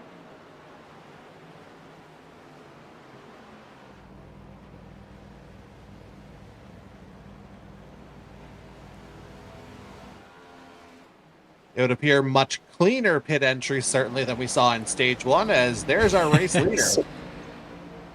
Yeah, McCauley to pit road, a bunch of other cars in as well. Looks like, yeah, as you said, a lot cleaner than what we saw back in the first stage, where it just seemed like the lady in black had something awry with the pit entry. adopted the infamous children of the corn that I kept talking about whenever we go to Iowa. The ones that just kind of grab you out of nowhere. Fair enough. Justin Belmonte now to pit road. Yeah, and you'd have to figure that's I mean, Corbin McCauley had a pretty good run going, but it's a direct response from Belmonte given the 1, maybe 2 lap difference.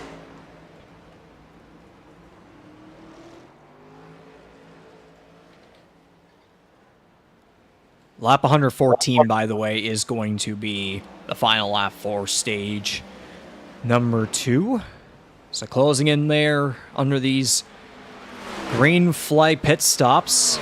The 25 to 26 lap stints for the top 7 at the moment. Then there's a couple 39s who are just now getting onto pit road. I mean, that makes sense for those long of stints.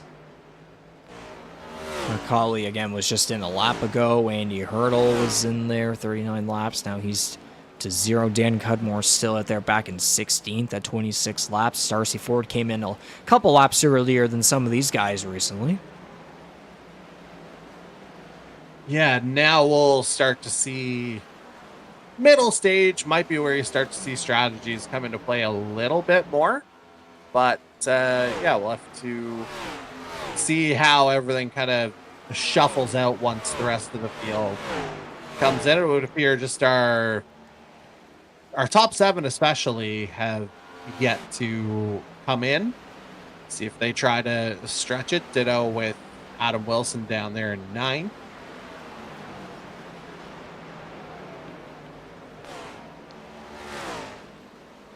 So yeah, Bryce Fontaine, of those cars on those long stints still, he is your race leader in front of Scott Bailey, Jared Ireland, Mason Tomlinson. See you make them all the way back there.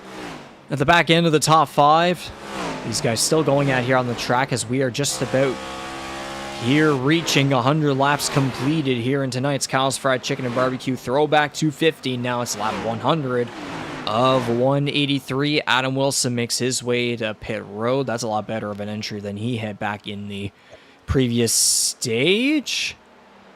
Looks like Hanneman is going to make his way down this time by as he is... Or did he just back off? I think he backed off because he was in not that long ago. Oh, yeah. Fair point. Maybe trying to stay away from these guys on all the older tires, knowing that they'll probably come down pit road at some point.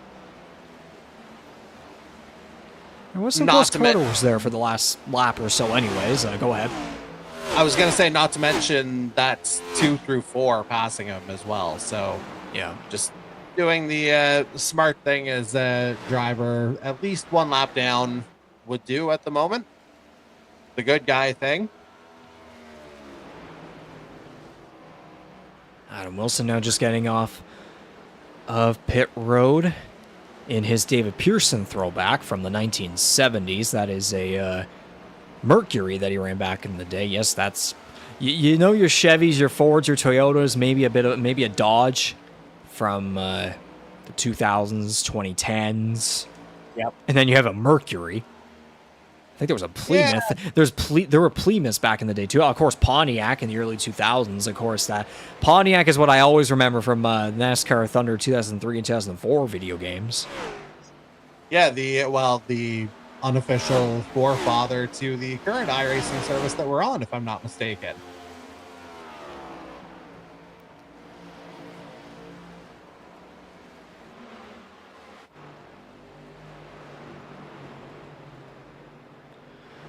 Who else do we got for throwbacks that we haven't mentioned yet? Mason Tomlinson with the Danica Patrick throwback. Of course, 2013 Daytona 500 pole sitter, led a couple laps early on in that one as well. In the number 4 Toyota, of course, your in-season tournament champion, courtesy of Fork River Brewing Company. Of course, there's a bit of a difference there between what we talked about earlier with the Kyle's Fried Chicken and Barbecue Dash for Cash. All those big names involved there that are still alive. And then you had the in-season tournament where you basically had 2 underdogs going at it in a Cinderella story. Tomlinson versus Mary Ercolani, but half a Carling separating them just for that tournament victory back at Richmond. Yeah, it was kind of a summer where everything was happening. It felt like there was, Yes. no matter which race you looked at, it felt like there was some kind of in-season event going on. Obviously, the month of June, we had that tournament, Dash for Cash ongoing, obviously, Zesty Paws Challenge still ongoing. Always something more to race for here within the E-Motorsports network. Yeah, you got guys, trying to go for that Earl Ross Cup, and then there's $150 for the Kyle's Fried Chicken and Barbecue Dash for Cash. A iRacing gift card for the Zesty Paws Challenge. The in-season tournament was more so just trying to replicate what the NASCAR Cup Series is doing in real life, which how did anyone see Ty Dillon versus Ty Gibbs coming for that finale coming up at Indianapolis this weekend? Oh, the good old nepotism bowl, is that what we're going to call that? That is certainly one way I've heard of a description of it, yes. The Ty versus Ty nepotism war. Fair or not, yep. But to be fair, though, I look at Ty Dillon's results ever since it all started back at Atlanta, which, by the way, never started an in-season tournament like that for $1 million at a drafting track ever again. But I digress. His results since then... What's that? Don't go to Atlanta, period. Yeah, there you go. And we know our history with Atlanta, that's for sure. But since, sorry. PTSD. Yeah, PTSD. There you go. Ty Dillon since then hasn't had a finish worse than 20th. So take that of what you will. But again, we had our own little underdog thing as well between Tomlinson and Mary Arcolani, which I was going to say Arcolani's just in behind him, or eventually he's now going to get ahead of him in his number 29 Toyota, which it looks like he is not running a throwback, just running the usual raceepi.com Toyota. As a couple cars, those guys that are still on long ass stints are now heading to pit road, including Fontaine, Magram. Ireland looks like he's coming in this time. Yeah, it looks like that full group is in. Yeah, just about all getting in. There's Jason Butler. Which for the rest of the 519 guys run these Le Mans stuff. Jason Butler is running a Porsche 917K, which won in 1970. Andy Hurdle is running a Bentley Speed 8, which won in 2001 and 2003. Darcy Ford is running a Mazda 787B, which won back in 1991. The more you know. I love that Mazda in Gran Turismo 7 in my casual playing, certainly. And I mean, Jason Butler, you can't argue with a Gulf paint scheme, right? Like, that's the first thing I think of whenever I see that. We saw, can't remember if it was McLaren or Williams that emulated that on the F1 side in Monaco a couple of years back.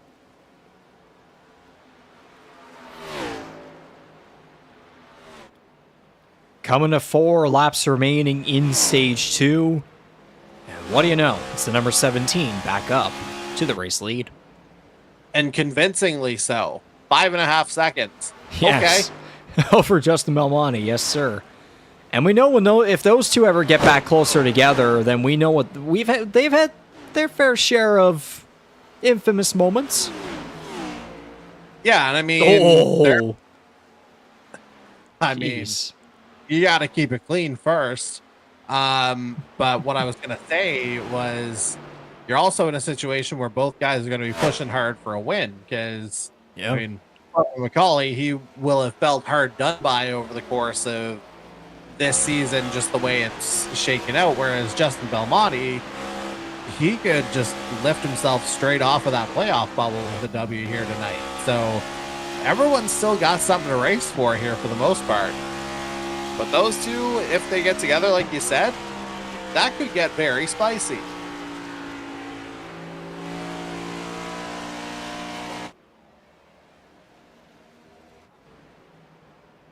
Oh, CD Magram right front is skidding down the front stretch. He might have had a big clap to the wall somewhere. And he was part of that group that would have just pitted late as well. So cold tires. Underneath Tom Janikowski's Dick Trickle throw back, and just lost the back end, and big hit to the barrier there through 3 and 4. And yeah, that front axle is dead. Yeah, that might just be a byproduct of the, like I said, outlap where tire's not up to temperature just yet, even less grip than you would have normally. And yeah, one could be done after that level of damage. We'll have to see. So that might be a podium streak coming to an end for the #1 Nordic Aluminum Toyota Camry. Throwing it back to Tony Stewart. Yeah. Meanwhile, yes. There you go. I was gonna say I didn't touch anything. Thank God that you did that instead. So yeah, stage winner Corbin McCauley. I'd say Belmonte second, Ty Higginbottom third, Blake Thronberg I would suspect fourth, Kyle Knoll fifth, Mason Tomlinson sixth, Darcy Ford seventh, Andy Hurdle eighth, Jared Ireland ninth, and Jordan Kalinian running at the top 10. At least that's what it seems to be for the top 10 for stage number 2. But of course, we stay Green Flag Racing. It's the annual throwback race. Now we just got to go all the way till the end. And it'll be interesting to see what happens with these upcoming pit windows if we don't have any more incident-related cautions. Yeah, and of course, unofficial standings as you just ran through them a moment ago. I will work to get some updated math out in terms of what it looks like playoff-wise at the moment. But yeah, the rest of you, enjoy the beginning of stage 3 as... yeah, it's just a continuous run. Indeed. 69 laps, to be exact. Nice. There you go. Looking into our live interactive chat here for tonight's live broadcast on the E-Motorsports Network YouTube channel. Of course, JD Mangrum in there, Natasha. I would imagine Ray H613 is Raymond Hanneman. Yeah.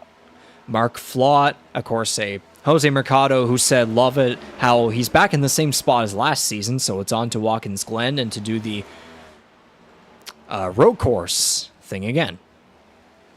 And I mean, he's not wrong. He's he definitely had to kind of complete that underdog role in the playoffs last year.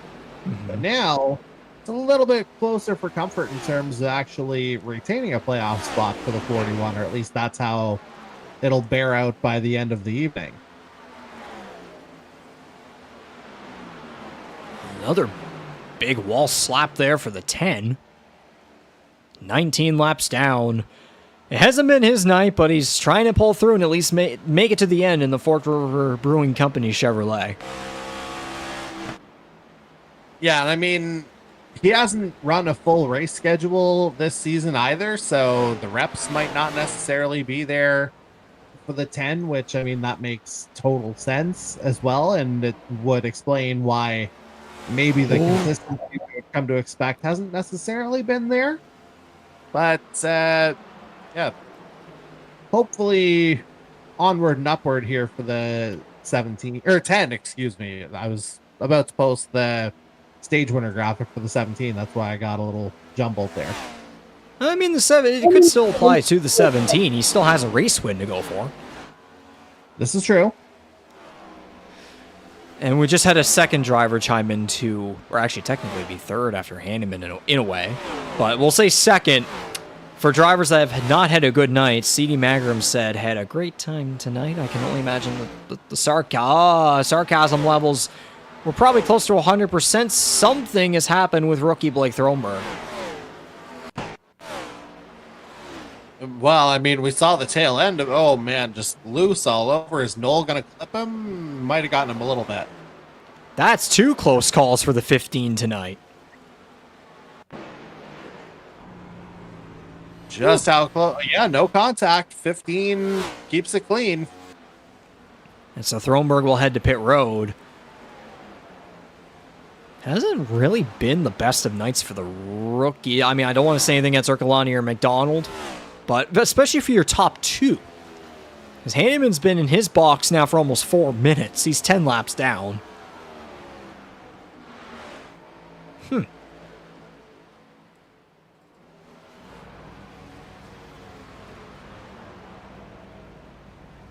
Don't want to speak too soon for the 29 and the 25 because they actually might peek their way into the top 10.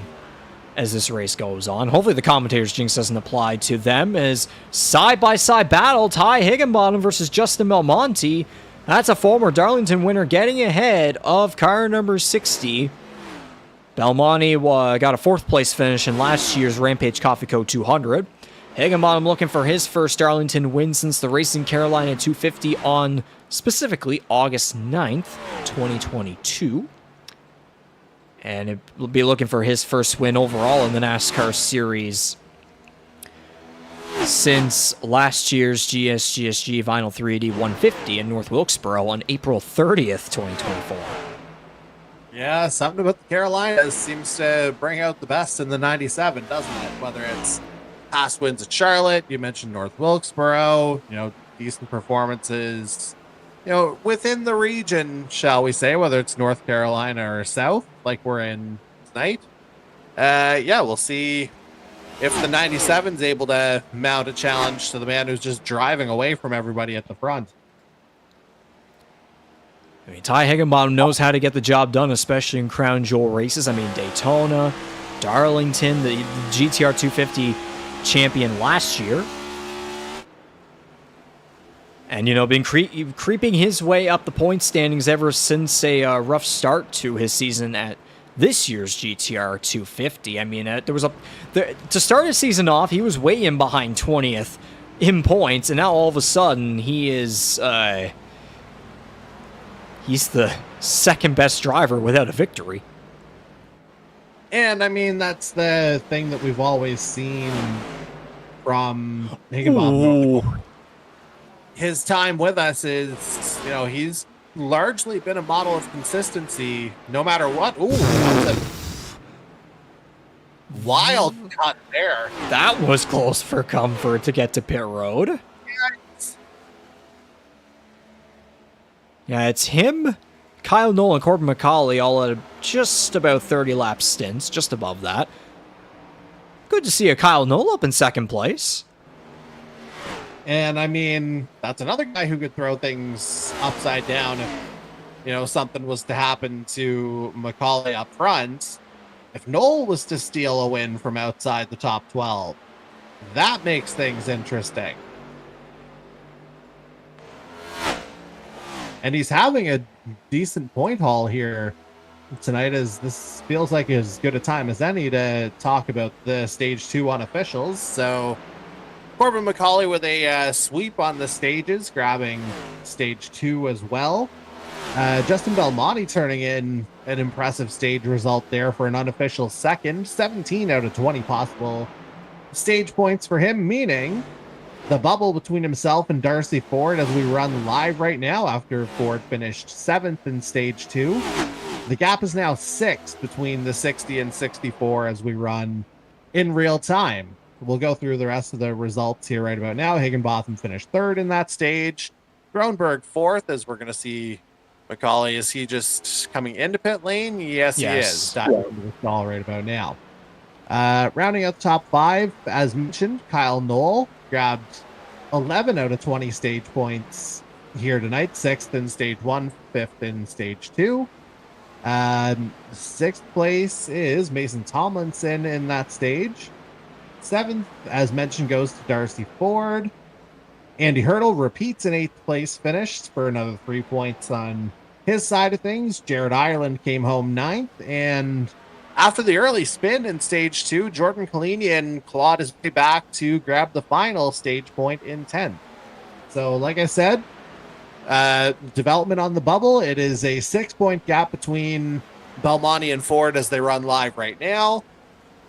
And we saw Jose Mercado retire earlier. Live, his gap is plus 29, but that's going to come down once we get our official finishing order as well. So, yeah, things getting a little tighter than maybe we would have expected. Certainly indeed, as a bunch of these drivers are now making their next green flag pit stops. I'd say it'd be safe to assume that there's going to have to be at least one more window before we get to the end of this one. Yeah, 50 laps, you would think, based on what we've been told about fuel windows, certainly. you'd be looking at probably no later than 10 laps remaining.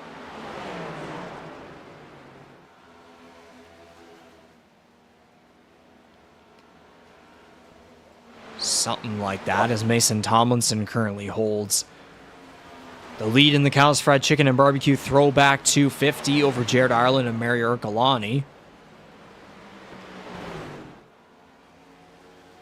Oh.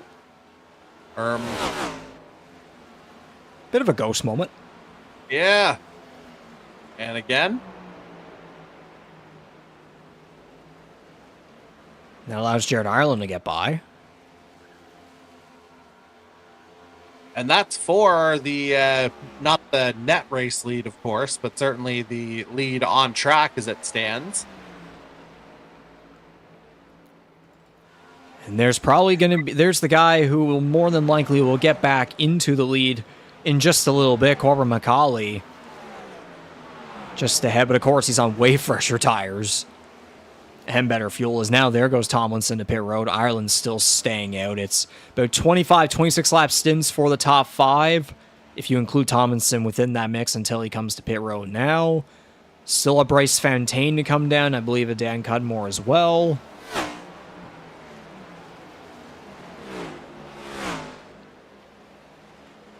So yeah, Ireland on that 26 stint, that could be interesting. Fontaine and Bailey similarly. So if one of those guys gets brave and tries to stay out another 5-10 laps, maybe there's a way to make it to the end on just the one stop instead of 2.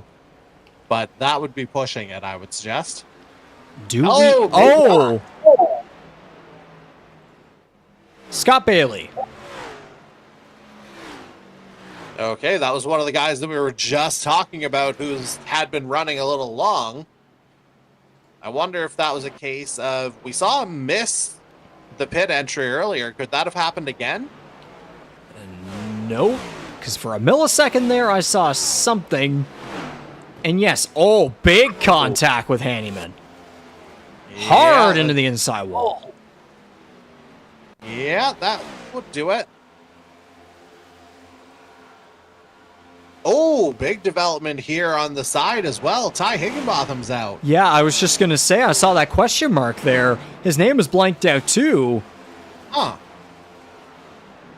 That's unfortunate. Why am I getting shades of what Jimmy Johnson did when he was en route to a stage win in 2020? Just the car number?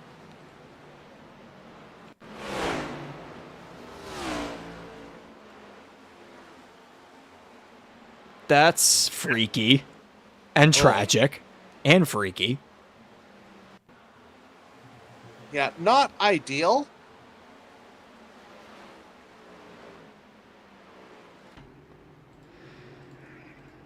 Oh, what else could get ironic tonight? I was gonna say, for the guys that did stay out longer, decently timed caution, because they'll be able to save a little bit of time pitting under yellow instead of under green conditions. So suddenly, if you maintain track position, could potentially be a factor here at the end.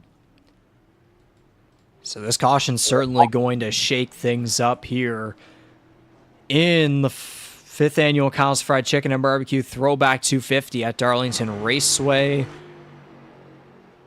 Jared Ireland was just on pit road there. He is in the lead. Of course, still a couple of drivers up towards the front of the field in there. In the pit boxes, I would assume trying to figure out damage. As for the cars still on the track, it'd be just Belmonte, the first car in behind the iRacing safety vehicle. So I imagine... Oh... No, Ercolani and McDonald are just about to come out. And Cudmore. And Scott Bailey. And let's see, who's that got released up there? No, that's not turtle time, because Belmonte very much on the lead lap.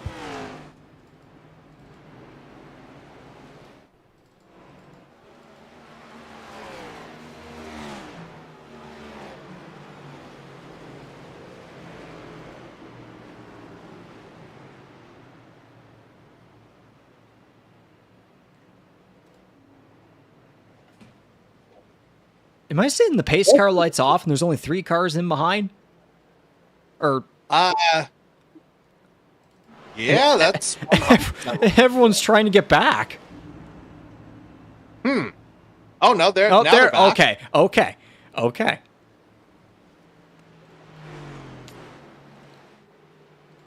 Yeah, Mercado just pointed out. Yeah, wave around him. I mean, cars, you know, lap down, whatever, blah, blah, blah. So definitely some weird things going on here, but eventually, I'd say we'll get back going. We'll have it figured out. And speaking of figured out, I went back and figured out what happened to one Ty Higginbotham as well to prompt his retirement from the session. And yeah, he was just running a little bit too high out of 2 into that back straight, and not unlike what happened with CD Mangrum, just kind of nailed that front right into the wall, and yeah, his night was pretty much immediately over afterward.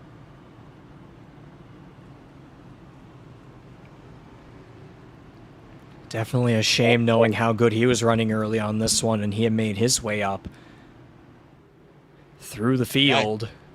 As high as second. But it still hasn't. There still has yet to be a driver to get on the same exact level and pace of a Corbin McCauley. I mean, kind of pulling off a. If there happens to be anyone here that was familiar with the IWK 250 at Riverside International Speedway this past weekend, maybe on the same level as a Corey Hall, who was able to pocket home basically over $40,000 in prize money between the fact that he won the race for $20,000, and there was a whole bunch of more tens of thousands of dollars added on in lap money. He led 249 and 250 laps, so we get back to green flag racing. Bit of a weird situation. Is that a single file restart? Yeah, that's what I just noticed, because Corbin McCauley back here in 8th. What is going on here? As I see a few EOLs were given out in that as well. I wonder if that was maybe part of the wave around protocol. I'm not 100% sure on that. See a bunch of wave arounds, cars a lap down, EOLs, a whole bunch of things happened there. Like, that caution seriously looked to have freaked things up, because the guy who's been dominating this one is back in 8th and has to make his way back up to the front. A little bit of some aggressive action there between him and Adam Wilson, because it's Jared Ireland now leading laps in the Dale Earnhardt Jr. AC Delco Throwback. Well, like I said, that caution was very well timed for the guys who had stayed out longer, because they're able to maintain track position as a result. Oh, Kyle Knoll, Matthew McDonald about getting together there off the final corner. A bunch of Darlington stripes to some drivers. Belmonte to second. There is a Tom Janikowski up there, but he is 3 laps down, so he is not counting within this front part of the pack, and neither is Darcy Ford up there, who's 1 lap down. The first car, 1 or more laps down. As McCauley has 2 cars right in front of him. Oh, trouble for your Dominator. But he keeps it together. Wow. Andy Hurdle does not. Yellow. Oh, big hit. And then we got Wilson down. McCauley used Matt McDonald as a little bit of a buffer to keep himself from the wall, but everyone, well, those two kept going in the same direction. Others very much did not. I'm sure if you may have heard that on the microphone, but there was a loud, "We're good," from the other side. Yeah, the rare time that I don't hear the other side of your wall.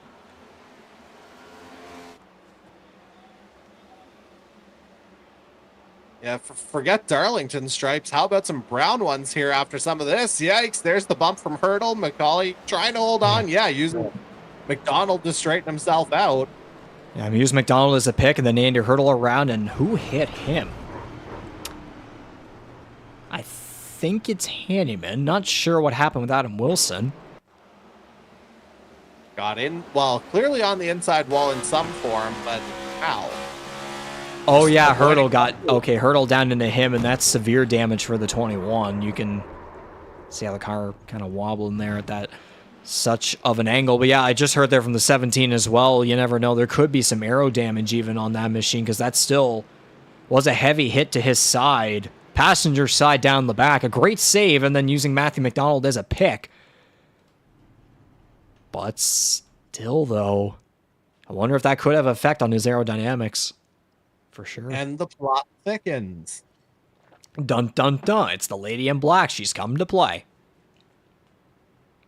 Yeah, and I mean, all the suddenly after going so good, we haven't had a chance to crank it up just yet.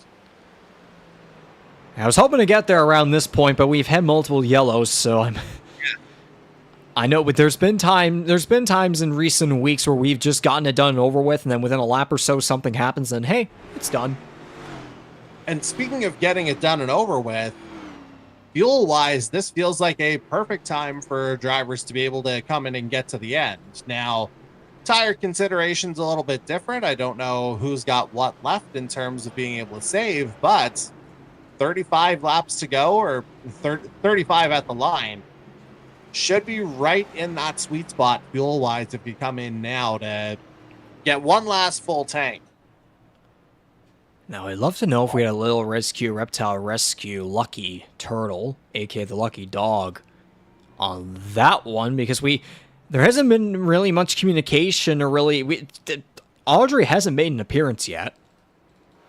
No, so I mean, I would love to know if there's a Lucky Turtle somewhere. I mean, I guess I could go back and get to the start of the caution period to see who the first car one lap down was.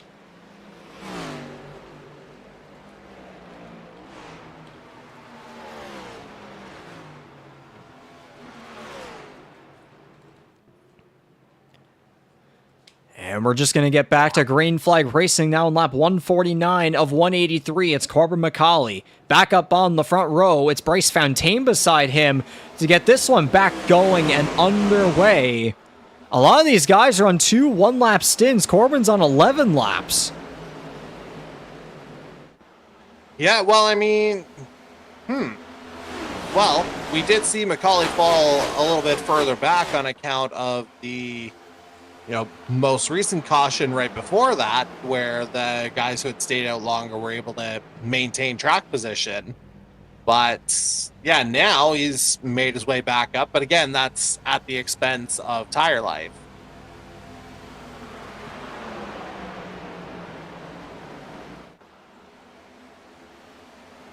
Top 3 all clear. Tomlinson versus Kalinian for 4th. Oh, there might have been a little bit of a touch there. Close call.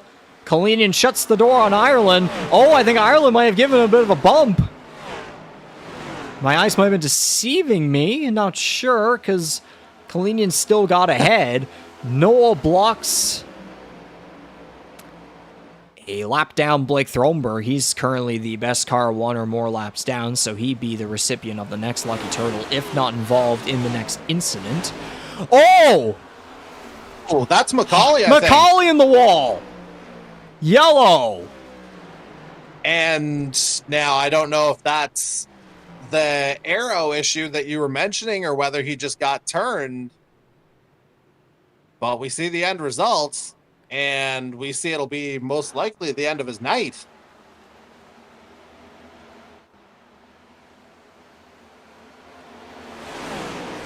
Just lost it. Ooh. Yeah, that's heavy. Yeah, I mean, the defining angle there would be Fontaine's on board.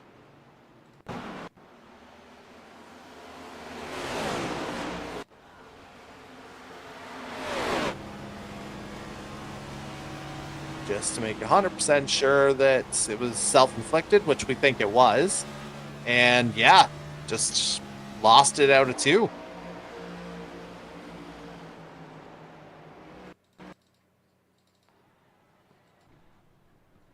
And then suddenly there's a no 22.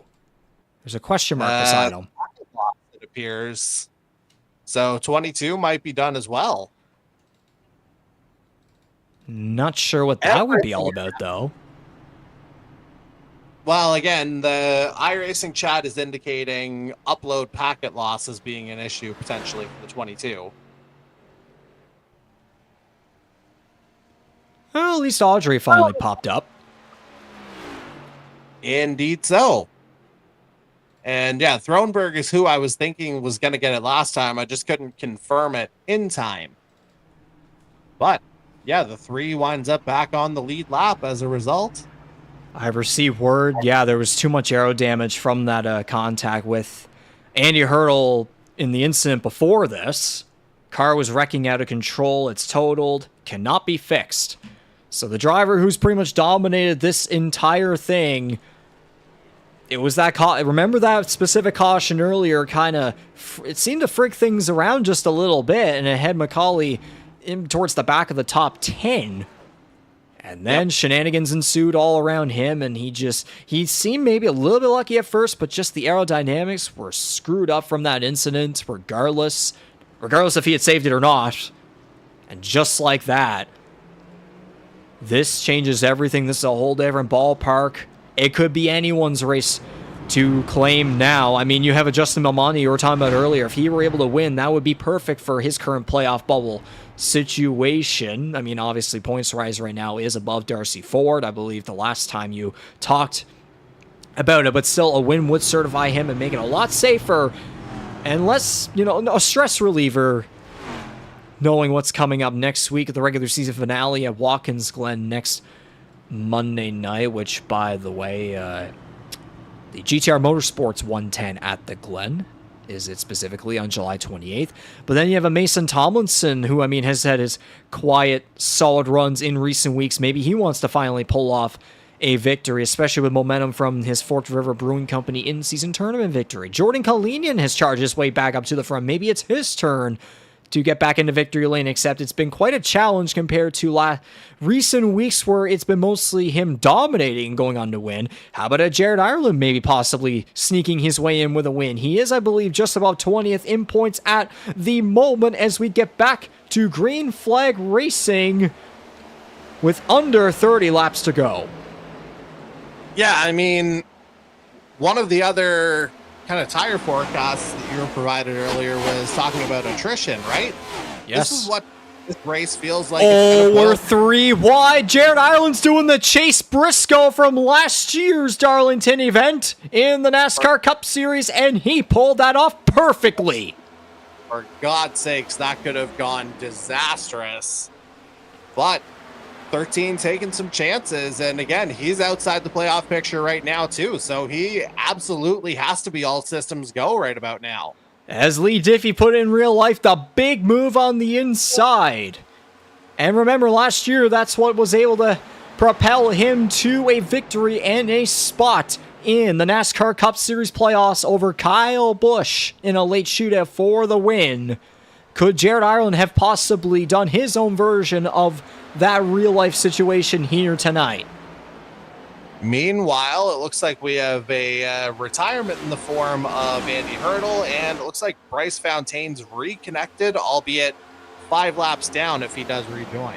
Adam Wilson also has a question mark beside his name, so there's a lot of big names out of this one. It might even get to a point where only half of this field could be remaining in this attrition and endurance-filled race. It's just over 2 tenths. Now 3 separating the 60 and the 13. The both of them with this current playoff bubble are both going to be desperate for a win. Yeah, this is last 20 laps or so things have gotten a little bit weird, to say the very least, but who's loving that clear air is the guy that you're on board with right now. And yeah, if Justin Belmonte can hang on here, as you said before, it takes a little bit of pressure off, to say the very least, but he's going to have Ireland just breathing down his neck here the rest of the way, looking for that same playoff entry as we got Fontaine rejoining. 7 laps down, he's in 13th.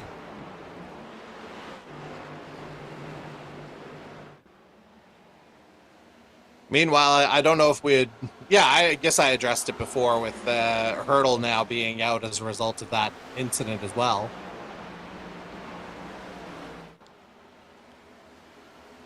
If Justin Belmonte were able to hang on for this one, this would be a winless streak broken dating back to August 13, 2024 in the Nordic Aluminum 200 at Auto Club Speedway. Remember last year, he didn't even make the playoffs. He ended up being the best of the rest champion at season's end. Of course, that little other ordeal for all the drivers that missed the Earl Ross Cup playoffs.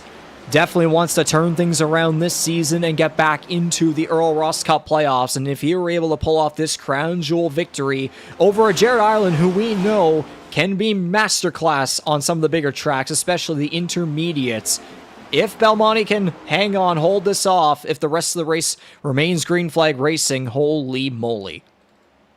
Yeah, and I mean, in Belmonte's case last year, it certainly wasn't from a lack of trying. If you rewind to last year's throwback at Rockingham, he led a good chunk of that until Jordan Kalinian caught him toward the very end and had to settle for second. And that was our regular season finale last year. Had he won, he gets back in. So a year later, maybe looking to make amends here. Now, the thing is, too, about a bunch of these guys here, particularly on 15-lap stints, the top 5 plus Blake Throneberg in 7th, and knowing how many laps are remaining, I wonder. So any question now would be tire related, because if you're on a 15 or 16 lap stint, I would operate on the assumption that they would have taken a full tank of fuel at that point to get to the end, because that would have been slam dunk right in the middle of the 33 to 36 or 37 lap fuel window.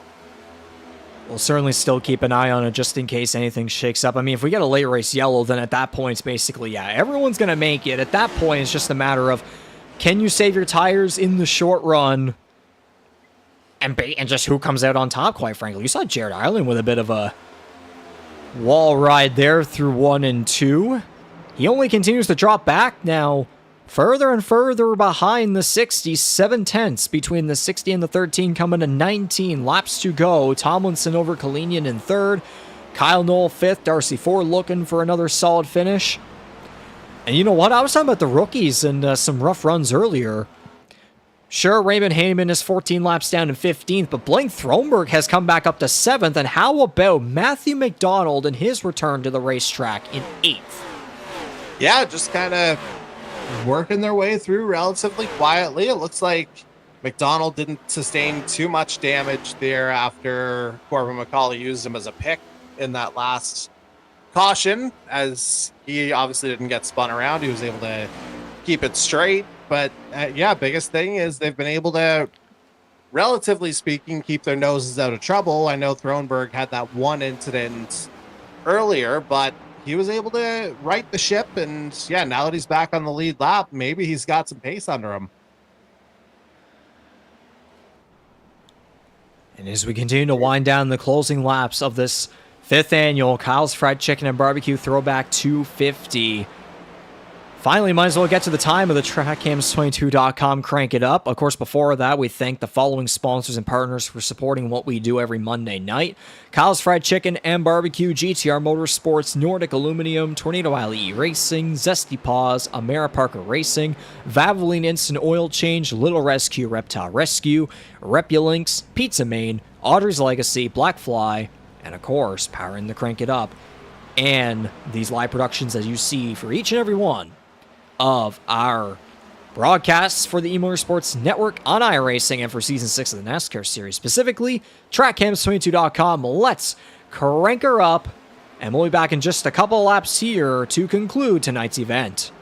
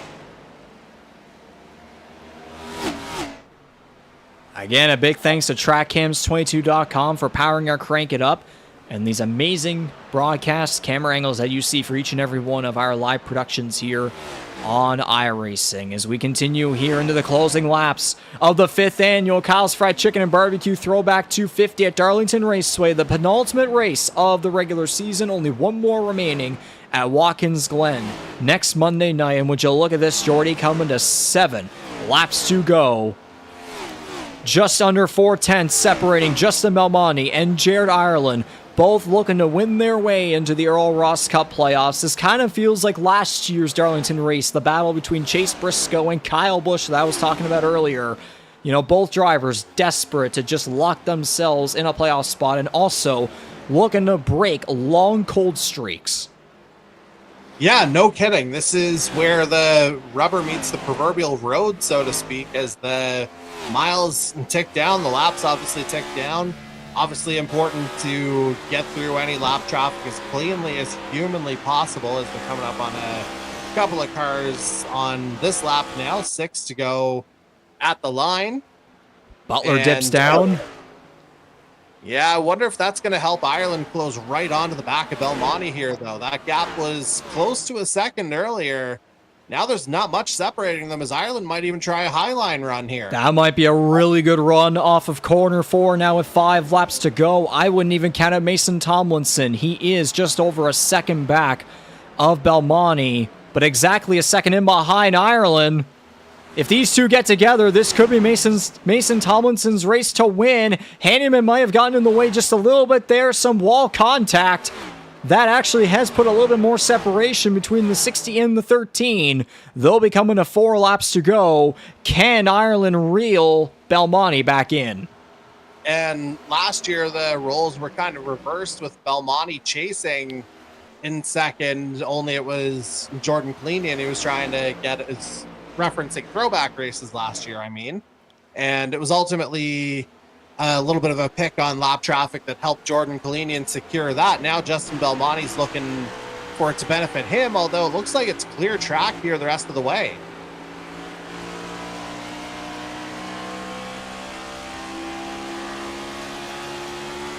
Just about a 10th and a half now.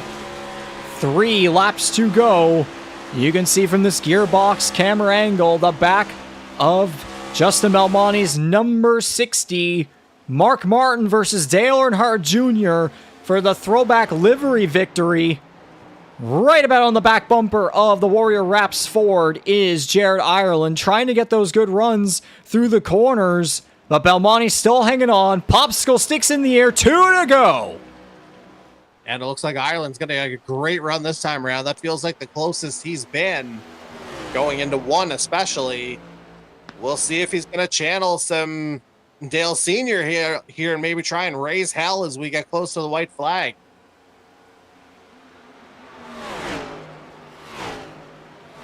They'll be coming to the white flag this time by Belmonte, looking for a second career crown jewel win. He's a former GTR 250 champion. 12 races without a victory. Ireland at 28. The 13 on the back bumper. He looks to the inside. He stays in back of the 60. This is for a win at the iconic Darlington Raceway. The track too tough to tame.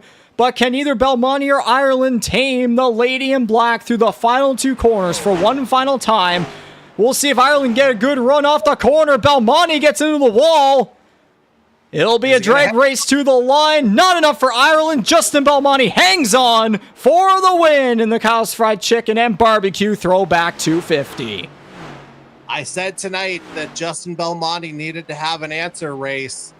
This is not just an answer. This is a bloody statement to the rest of the field that he's here to compete. And, 57 out of a possible 60 points tonight, once you account for stages. Belmonte's back, buddy. And he is back in the playoffs. 12 races without a win after his previous victory at Auto Club Speedway, the penultimate race of Season 5 1 year ago. Finally, the drought comes to an end. And it comes to an end with a locked spot into the 6th annual Earl Ross Cup playoffs for your best of the rest champion last year, who didn't even make the playoffs, as we talked about earlier. Justin Belmonte is back. Yeah, and he had a really good run over the course of the evening and was able to benefit from things happening ahead of and around him. But ultimately, it's the 60 who's able to keep things clean when it matters most. And yeah, like you said, he is back in the show. And Jared Ireland with a hell of a performance himself. My big question to him is how he could have possibly done that any differently. So close to, again, I mean, looking back at the... Actually, I'd say you have the point standings. How would you see it from your perspective? Well, I'm working on getting final standings uploaded here, so I'll do my best to provide an answer here as soon as I possibly can. But yeah, Ireland, he was still very much in must-win territory, and again, I'll give you a better idea once I have everything firmly in place here. Fair enough.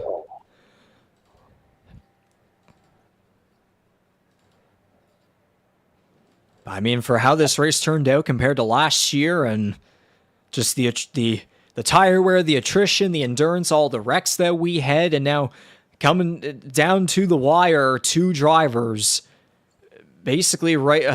I mean, Ireland wasn't right on that playoff bubble as we were talking about, but still, though, when talking about that bubble, you have Justin Belmonte, who's just trying to make sure that he keeps himself up there points-wise. Of course, he doesn't have to worry about that anymore going into next week, but still in that situation. Then you have Jared Ireland, a couple more spots back, above 20th in points, but still, though, at this point in a must-win situation, if he wants to have a shot at the Earl Ross Cup, like two of those drivers coming together like that, and then having a Mason Tomlinson there with a third-place finish, that'll only help him stay up higher points-wise going into Watkins Glen next Monday night. Jordan Kalinian was able to bounce back after earlier being routed towards middle back of the field or so. He comes away with a top five. Unfortunately, winning streak comes to an end. He does not defend the lady in black, but still a solid run. And then Kyle Nolder ended the top five. I believe that is his first top five finish of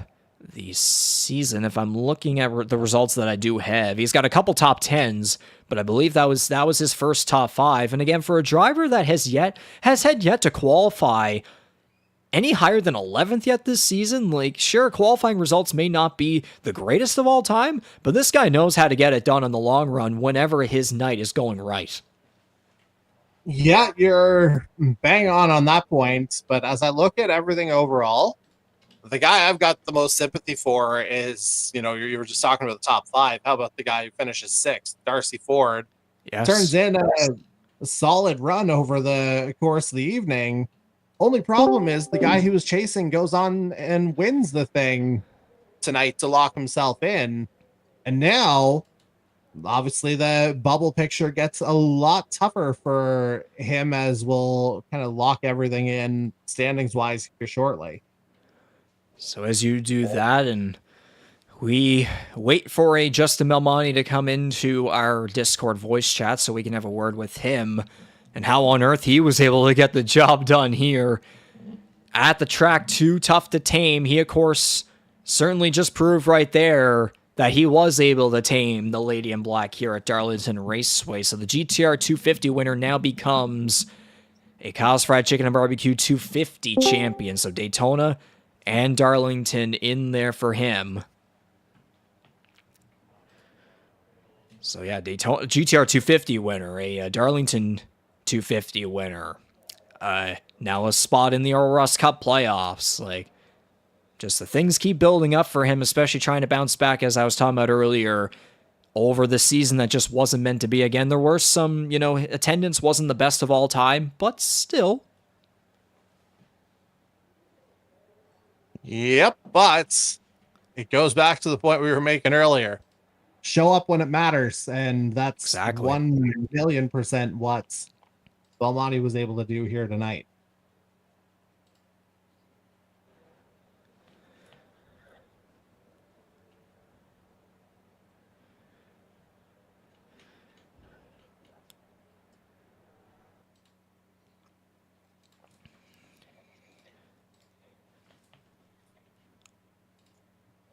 So as we continue to wait on the driver of the number 60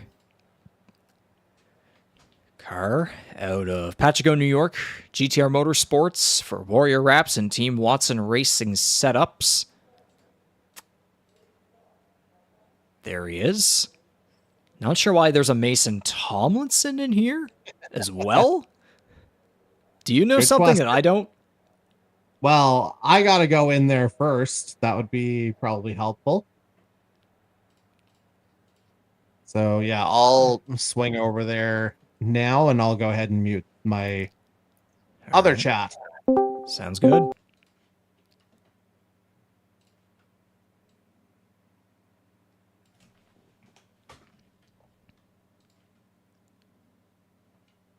I took 2 on that last stop, and I don't know. Did you take 4? I took 4.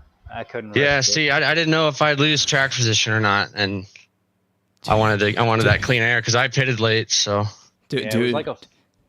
We're live. Oh, we're just discussing the race. Am I supposed to be muting this right now? We could just keep going if you want. No, yeah, you're good. You're good. Hey, it's just winter interview, correct? I'm in a couple different leagues. Yeah, it's just going on about how it kind of played out for the both of you. Yep. Yeah, that last pit stop, there was a bunch of different strategies that played out. Yeah, I guess, Mason, maybe since you're here, because why not? I mean, we've talked to you before, of course, but while you're here, before we talk to Justin, why not? You got a podium finish. How about that? Yeah, it's exciting, man. I had to fight my way back to the front after that first restart. That really kind of messed me up. Kind of missed some stage points and all that, and I didn't know who took 4 or who took 2. I didn't want to lose track position, so I took 2 because I pitted later than everyone else, and I think that and the dirty air was the difference at the end. Every time I'd get close within 5 car lengths or so, I just couldn't turn. So it was fun. Those restarts were wild. Oh yeah, certainly a wild race compared to what we had back last year there, kind of things opening up, a whole different ball game there after we had the driver dominating the whole thing. Unfortunately, end up out of this one here in the Kyle's Fried Chicken and Barbecue Throwback 250. By the way, you got the Danica Patrick scheme going there for your throwback. Is there a backstory behind that one? Well, I was planning on retaliating and going head on the wall and completely missing the guy, so but I decided not to. It is a throwback race, and got to match my scheme, right? Yeah, Nice. something like that. Yes. So no, it was a last minute deal. I ran out of ideas and didn't want to copy anybody else. So fair enough. And certainly this performance gives you a lot more of a points advantage over that current playoff bubble that Justin Belmonte just kind of burst right there with the victory, going into the regular season finale next Monday. Yeah, that was fun stuff, man. Good job, man. Thank you, bro. I guess now we'll shift the focus to our race winner, Justin Belmonte, the driver of the number 60 GTR Motorsports Ford out of Pachico, New York. Justin, man, 12 races without a victory after your previous win in the penultimate race of Season 5 at Auto Club Speedway. Of course, you were the best of the rest champion last year since you didn't make the playoffs, but now this time around, you've turned things around finally. You're back in victory lane, and to do it here for your second career crown jewel victory nonetheless. You've won at Daytona. You won the GTR 250 before. Now you're a winner of the 250 at Darlington Raceway. How about this? It is really good to talk to you guys. After it was like deja vu last year to this year, except this year I got the win, thankfully. Played out almost exactly the same, missed a few races, needed some points, right on the bubble. Almost had the win, and this year we got it. So it was pretty cool.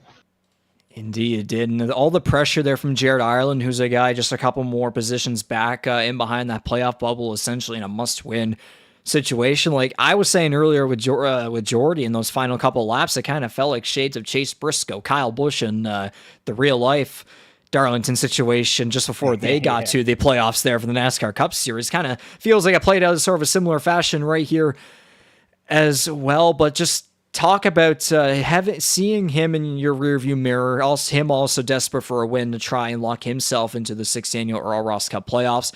How were you able to handle that pressure and able to stay ahead of him, especially at a track like this, in a race like this where we saw all sorts of things coming together, from tire wear to attrition to the changing conditions with the sun going down to the nighttime? Like, how were you able to conquer the pressure from Jared Ireland? I knew the dirty air was going to play a big factor. Anytime you were behind somebody, your car just didn't turn the same. It was pretty bad. So I knew I had to stay in front of him. The move he made on the restart, I saw in my rear view, and I thought for sure he was going to give me a run for my money on that last lap. He was close enough where he could have sent it, but just far enough where I think, I don't want to speak for him, but I think if he would have sent it, it would have been tough to pull off. So luckily he was just far enough back to not do that, but I was waiting for it. I was ready if he was going to try it. I thought he might, and he definitely could have, because he caught me from just about a second back. He was pretty far back, and he did a good job catching back up, and I think another 2 or 3 laps we might be talking to someone else up here. Yeah, but luckily it is you that we are talking to here tonight. And obviously it's been quite some time since we have previously talked to you. Now, to get a win like this at a track like this, between the recent iRacing overhaul a couple weeks back with this next gen, how it's more closer to its real life counterpart with all the dirty air involved, and then all this other stuff, the circumstances that played out here tonight, and at a track like this with its asymmetrical, egg-shaped layout where, you really got to capitalize at those right moments. And, sometimes you might have to sacrifice performance, in one set of corners compared to the other set of corners. And just all the other stuff here, at play for one of the toughest tracks to conquer on the NASCAR circuit. How much more special is it to make it into the playoffs with a win at a track like this? This is actually one of my favorite racetracks, so it makes it even better. There you go. But it's definitely a weird kind of racetrack. One, you got to save your tires. It's such a fine line between busting your butt to get out front to get the clean air and saving your tires for the long run, because this track will definitely eat them up.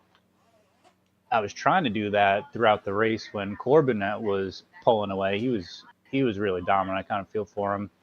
That I think he got caught up in a pit cycle incident or something. But it was really a fine line between clean air, saving those tires, and I was trying to save them when we had those long green flag runs, and it wasn't quite enough. So luckily we had a couple good luck, bad luck things go our way, and we were able to get the clean air in the end. And certainly having the Mark Martin schema must have helped a little bit there, eh? That makes it special. And Mark Martin I was a big fan of Mark Martin growing up, so that's pretty cool. Yeah, sounds good. Jordy, what do you got here for Justin Belmonte? It's been quite some time since he's been last spoken to here within the E-Motorsports Network NASCAR series on iRacing, so take it away. Well, that's the thing. I don't know if we've ever chatted, because my debut, I don't think, came until the finale of last season, which Justin's last win was the week before. So we hadn't quite worked that out technologically just yet. So good to finally chat with you here from my side. History's being made. Yeah, you already kind of alluded to how last year's throwback race at Rockingham went down in terms of the kind of last 15 to 20 laps. Knowing that you were kind of on the other side of that this time around, how were you able to hold your nerve as you were able to close it down, especially when things got a little bit hairy or chaotic with the cautions that were going down? That's right. Jordan got me last year with like 10 to go at Rockingham. This track's a little tougher to pass at, so getting that clean air and staying out front, being able to kind of move in front of him in the corners was really helpful. And it's hard to pass even when they didn't have all these updates with the air being so effective. It's just so narrow and tight, and the corners are kind of weird. It's difficult to make the move. And it just played out. There was just enough laps that it worked out really well. Yeah, so that's something I hadn't actually thought about all that much. But for the person watching at home that might not be familiar with kind of the configuration of it, maybe give a little bit of a before and after as to how the feel was at Darlington in relation to the changes in the overhaul that happened with the update roughly a month or so ago. Like, what are the differences in kind of feel on the track and behind the wheel from pre-update to now? It's always felt a little cheeky, a little arrow tight because you want to be on the throttle. You feel like you can be on the throttle a lot more than you really should be. So you tend to overdrive. I know I hit the exit of turn 2 about 100 times. I'm sure everybody else probably hit it about 100 times. You just feel like you can carry so much more speed than you really should be. And with this new update, especially if you're, I mean, even if you're one car back, but if you're 2-3 cars deep in the field, the nose just slides straight up the track when you're behind somebody. And you really got to be careful about watching your speed and making sure that you're not overdriving it and driving it into the fence. Yeah, that's quite the it's an interesting summation to say the very least. But if I look back at some of the recent results, it's felt like you were kind of knocking on the door on some of these quote unquote shorter configurations, whether it was, a third place run at Martinsville, second at Richmond. You were there certainly on those kind of, as I say, shorter configurations. And you mentioned the fact that Darlington's one of your favorites. What do you think was sort of the biggest thing that finally made it all come together for you here tonight? A little bit of good luck, honestly. I don't think, and maybe with the cautions, if Corbin had stayed clean, with the way the cautions played out, we could have had a fight for the clean air. But he was super fast. He would have been really tough to beat, as long as he didn't get wrecked, which was unfortunate. But it would have been tough for either one of us, whoever got the clean air. And it just happened to get a little lucky on my end, and it played out pretty well. Yeah, obviously. And, it's obviously we've talked about the ramifications of it, the fact that you've got yourself locked into the playoffs here now. But yeah, how do you use the good fortune that you wound up having tonight as a bit of a springboard, not just for next week, but looking ahead to your return to the playoff picture here, as it were? Definitely builds momentum. It definitely helps anytime you get wins or even top 5s, top 10s. It's just momentum building. And it's nice to not have to worry about having to race a road course next week, because I don't know if you guys noticed, but I don't like them. Wouldn't have guessed. They're not my favorite, so it's nice to be locked in and not have to worry about it. I can kind of run my race next week and look forward to the playoffs and start to prepare for that without having to really worry too much about next week. Yeah, it's just that little bit of breathing room that's, always nice to have before, everyone's going to be resetting here in a couple weeks' time. So, yeah, from my side, certainly well done to you on getting this one done as I go ahead and hand it back to Riggs. And, yeah, all the best in the playoffs now that you're back. Thank you, man. I appreciate it. Yeah, I got you. Alrighty, Justin, to wrap this one up, now that you're officially into the playoffs, of course, you just mentioned there, you can kind of go into Watkins Glen next Monday night with a little bit of a breeze, but looking, further into the future at the 6th annual Earl Russ Cup playoff schedule that we've got here for this year, what's kind of your outlook on it? Is it too early to say you have a bit of a vision for it, or what are your kind of thoughts around that? I like the first round tracks we have. I like tracks that have concrete surfaces. Anything with concrete I really like. So we got 2 of them, well, 3 of them, Talladega, but Talladega is its own kind of beast. But I like tracks with concrete, so it looks like I'm hoping we could do well. I think I'll definitely be prepared for them, and they definitely fit my style of short, kind of intermediate-ish tracks. I like that style, so hopefully we can capitalize on the first round at least and get some real good momentum going. Indeed, hopefully you do. And now, Again, as I said, it's been quite some time since, I guess specifically I've been speaking to you, because you and Jordy just made a little bit of history there, I guess, just a couple minutes back, but it's been some time. Yeah, it's been a long time indeed. Who gets a thanks for being able to finally pull yet another one off here within the E-Motorsports Network NASCAR series? We got to thank GTR Motorsports and all of my teammates. We've been putting some practice in and getting our butts in gear and really trying to get ourselves locked in, and it's definitely paid off. So props to everybody there. And Warrior Wraps on the race car, as usual. They do some awesome stuff. So thank you to them.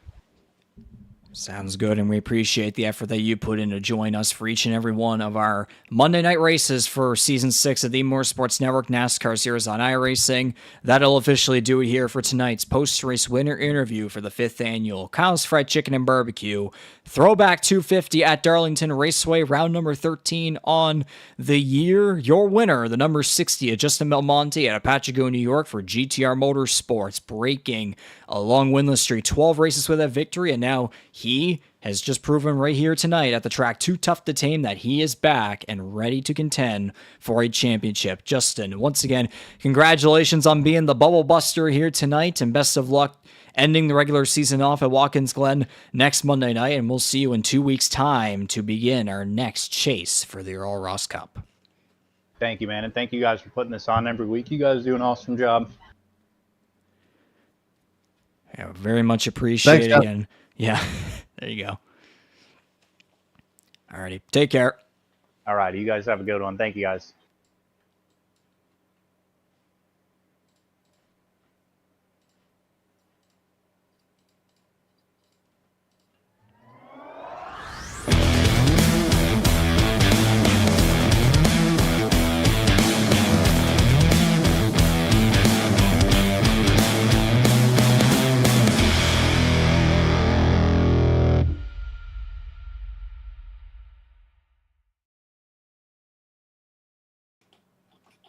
And thus there was the post-race winner interview for the Kyle's Fried Chicken and Barbecue Throwback 250 here at Darlington Raceway. Justin Belmonte getting the win.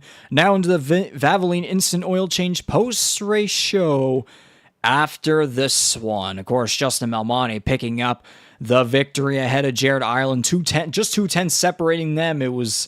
They were about damn near side by side right there on that final lap, but Ireland just, again, that dirty year with this recent iRacing Next Gen 7 overhaul, however you want to put it, seriously played a significant factor here in how this one played out till the end. Mason Tomlinson, we also talked to him there for a little bit as he was interacting with Justin Belmonte. A great podium finish for car number 4. Jordan Kalinian, Kyle Knoll rounding out the top 5. Kalinian was not able to defend his victory from last year, but still a strong finish for him after he went a little bit back through the field earlier on. Kyle Knoll with his best performance of the season, although we just saw there in the Discord chats that our drivers are going through now post-race that Justin Belmonte's bubble busting situation tonight certainly has him not in the greatest of situations going into Watkins Glen.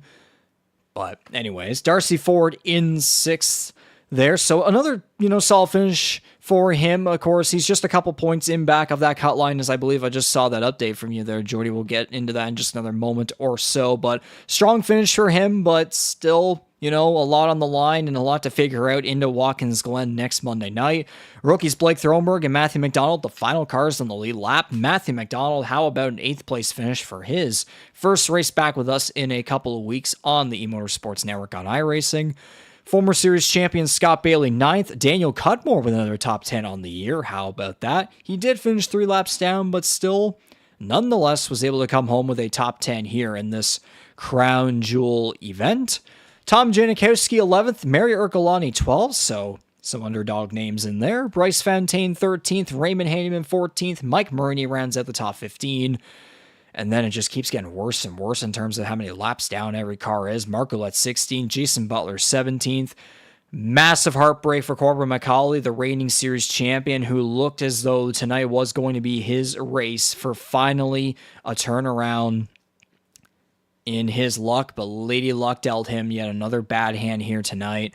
Andy Hurdle, Adam Wilson rounding out the top 20. And for the rest of the field, Ty Higginbottom, heartbreak for him as well. He was running up there, potentially in the running for a podium finish or maybe even a win if everything had come together for car number 97.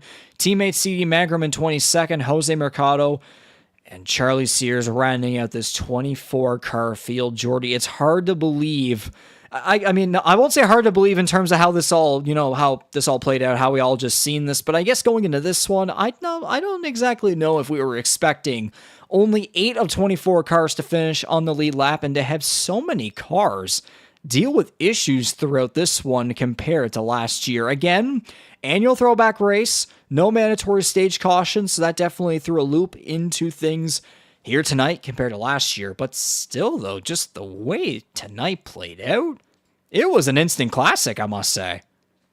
Yeah, it certainly feels a little extreme in some situations, as you alluded to. That's part of why I asked Justin about some of the differences pre and post next gen overhaul on iRacing, because obviously that would generate a different feel once you're in the thick of traffic on a track, like Darlington. And obviously we saw that play out in a number of instances over the course of the evening, especially in stage 3. Because, you think about it, stage 1, relatively clean after that, opening incident off of the initial race start. But then 2, you had a couple more cautions. 3 is where things got a little chaotic as guys were starting to push a little harder. Grip was starting to go a little bit more. But yeah, maybe a little bit of an odd spectacle, but it produced a really competitive finish. And for a guy like Justin Belmonte to be able to pull that one off, like, that's a testament to the kind of driver we know he is, and it's going to be fun to see him back in the playoffs. Now, the big question with him being the bubble buster tonight, what is our playoff bubble now like? I see that it is updated on Sim Racer Hub. Jordy, yes, give us the details. Yeah, so obviously, that's going to make the mountain a little taller to climb for the ones who are outside the top 12 right now and holding the 12th and final spot right now on account of Belmonte winning. Everyone gets pushed down, so Andy Hurdle is in that spot with an 11-point gap over his 519 Atlantic teammate Darcy Ford, who's on the outside looking in. Jose Mercado's very much not safe there either. He's just plus 12 to the good right now going into Watkins Glen next week. Kyle Knoll with an outside shot at minus 47, but realistically, outside of 13th now, like Kyle Knoll on down, I would say is a must win at this point to get in. Because, stages, things can happen, certainly, for gaps to be made up. Just ask Justin Belmonte tonight, as a matter of fact, prior to his win. But, overall, we got 3 rather experienced drivers fighting for 2 spots. So, it's going to be interesting, especially with a former champion on the outside looking in as it stands. And yeah, I think we still have a lot to look forward to. And yeah, now with Belmonte winning, that's going to upset the proverbial apple cart here a little bit. And Jared Ireland coming second tonight, if he can carry that over Watkins Glen, maybe he breaks a few hearts of his own if he's able to maintain that form. So guys still have everything to shoot for next week. And you may as well just leave it on track at this point. Well, we saw the performance out of him here tonight and how just ever so close he came to stealing the victory from a Justin Belmonte. But those 2 drivers right there, going for the win in this one, both desperate for a win and a certified spot in the Earl Ross Cup playoffs.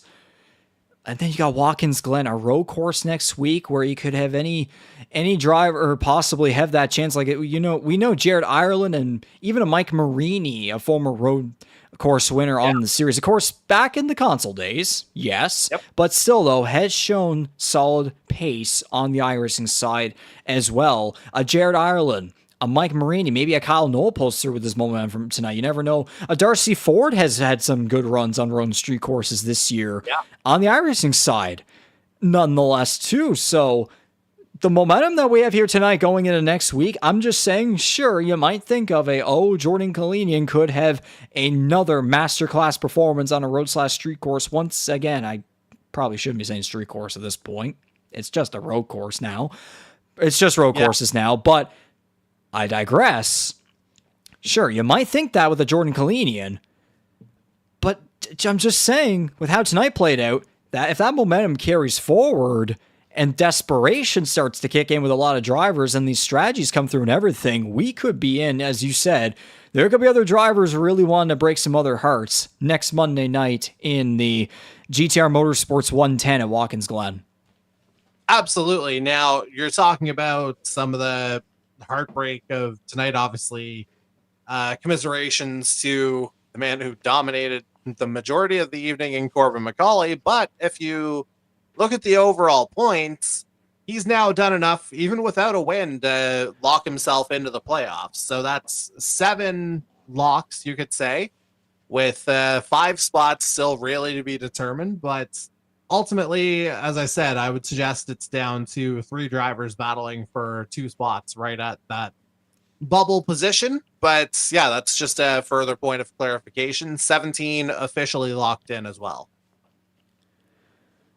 So those are all the details and everything that you need to know going into next Monday's race at Watkins Glen International. Just like that, it's been, road course and oval, the road course and oval. Just this back and forth keeps on going next Monday night, and then we might get back into more of that kind of regular rhythm that you'd expect on a NASCAR schedule when we get to the 6th annual Earl Ross Cup playoffs.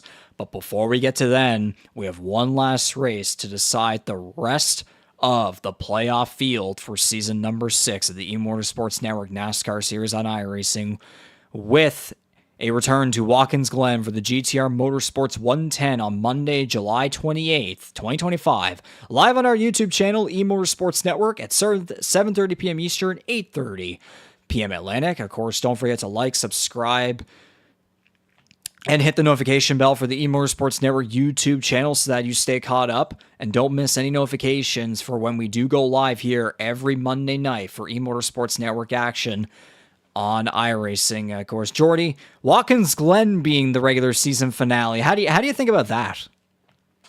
I mean, it's hard not to think of a road course as maybe a little bit anticlimactic to end the regular season, especially given the excitement we just had on a configuration like Darlington. But like you said, guys who have everything to fight for, maybe they take some chances. Maybe they get a little bit of separation at Watkins Glen next week. And, maybe there's a little bit of magic in that New York air. I don't know if maybe you want to call it something else, but yeah, we'll have to see how that goes. Ultimately, like I've been saying, it's kind of last chance saloon there right now for anyone who's kind of outside the playoff picture. That's where you really need to make the statement and get your timing just right, because after that, like I said, it's now or never. And if you don't get it done next week, that's it. You're waiting until season 7.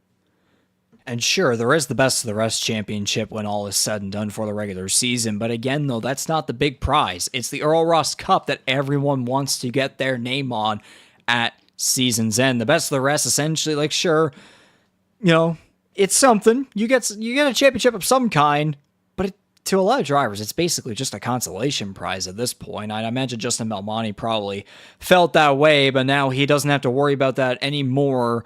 Now with a spot locked up in the 6th annual Earl Ross Cup playoffs. And I feel like with a lot of these road and street course races thus far this season, between Montreal, Monza, and Chicago, I feel like each and every one of them has been ramping up every time we've gone by them. Like Montreal, like we had Montreal, which heads every now and then stuff, and then we had a first-time winner. And then Monza, we know what happened with a certain number 17 car, and still it ended up being a Jordan Kalinian victory still. But it seems like the action has continued to ramp up, especially thinking back to Chicago, where we knew how that race played out. Sure, it was another dominant performance, but through all the other positions still, and the way the racing product was still, you know, a lot of its moments, and after Watkins Glen as the regular season finale, I'm really wondering how this intensity is going to ramp up the most for round number 4 for these road and street course races.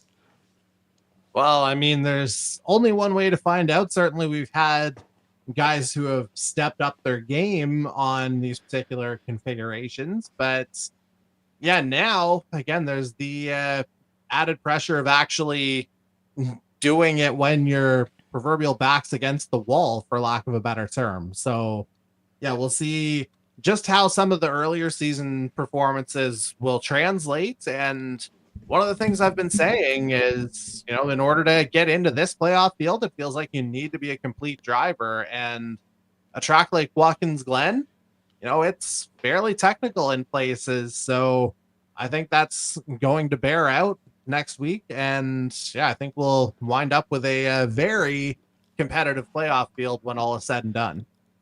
100%. As we said, one final race to decide the rest of that field with the GTR Motorsports 110 at Watkins Glen. The mini backs are going to be against the wall. Desperation is going to kick in with yet another run of left and right hand turning at Watkins Glen for round number 14 for season 6 of the E-Motorsports Network NASCAR series on iRacing. For tonight, that was round number 13 on the year, the penultimate race of the regular season at Darlington Raceway, the track too tough to tame. The Lady in Black was conquered by driver number 60, Justin Monty. The bubble burster gets the job done, ends a 12-race winless streak, and locks himself into the 6th annual Earl Ross Cup playoffs and the 5th annual Kyle's Fried Chicken and Barbecue Throwback 250. So once again, congratulations to Justin Monty. And thus, with all that being said, that does it for another live production of E-Motorsports Network action on iRacing. On behalf of everyone involved here within the network, Jordy Carraher alongside me and our competition committee, staff, drivers, sponsors, partners, everyone involved in this whole thing. My name is Regan McCauley, and we will see you all back at it for another race, one final regular season race, next Monday night, July 28th, live on the E-Motorsports Network YouTube channel at Watkins Glen for the GTR Motorsports 110. Until then, that was another edition of E-Motorsports Network Monday Madness.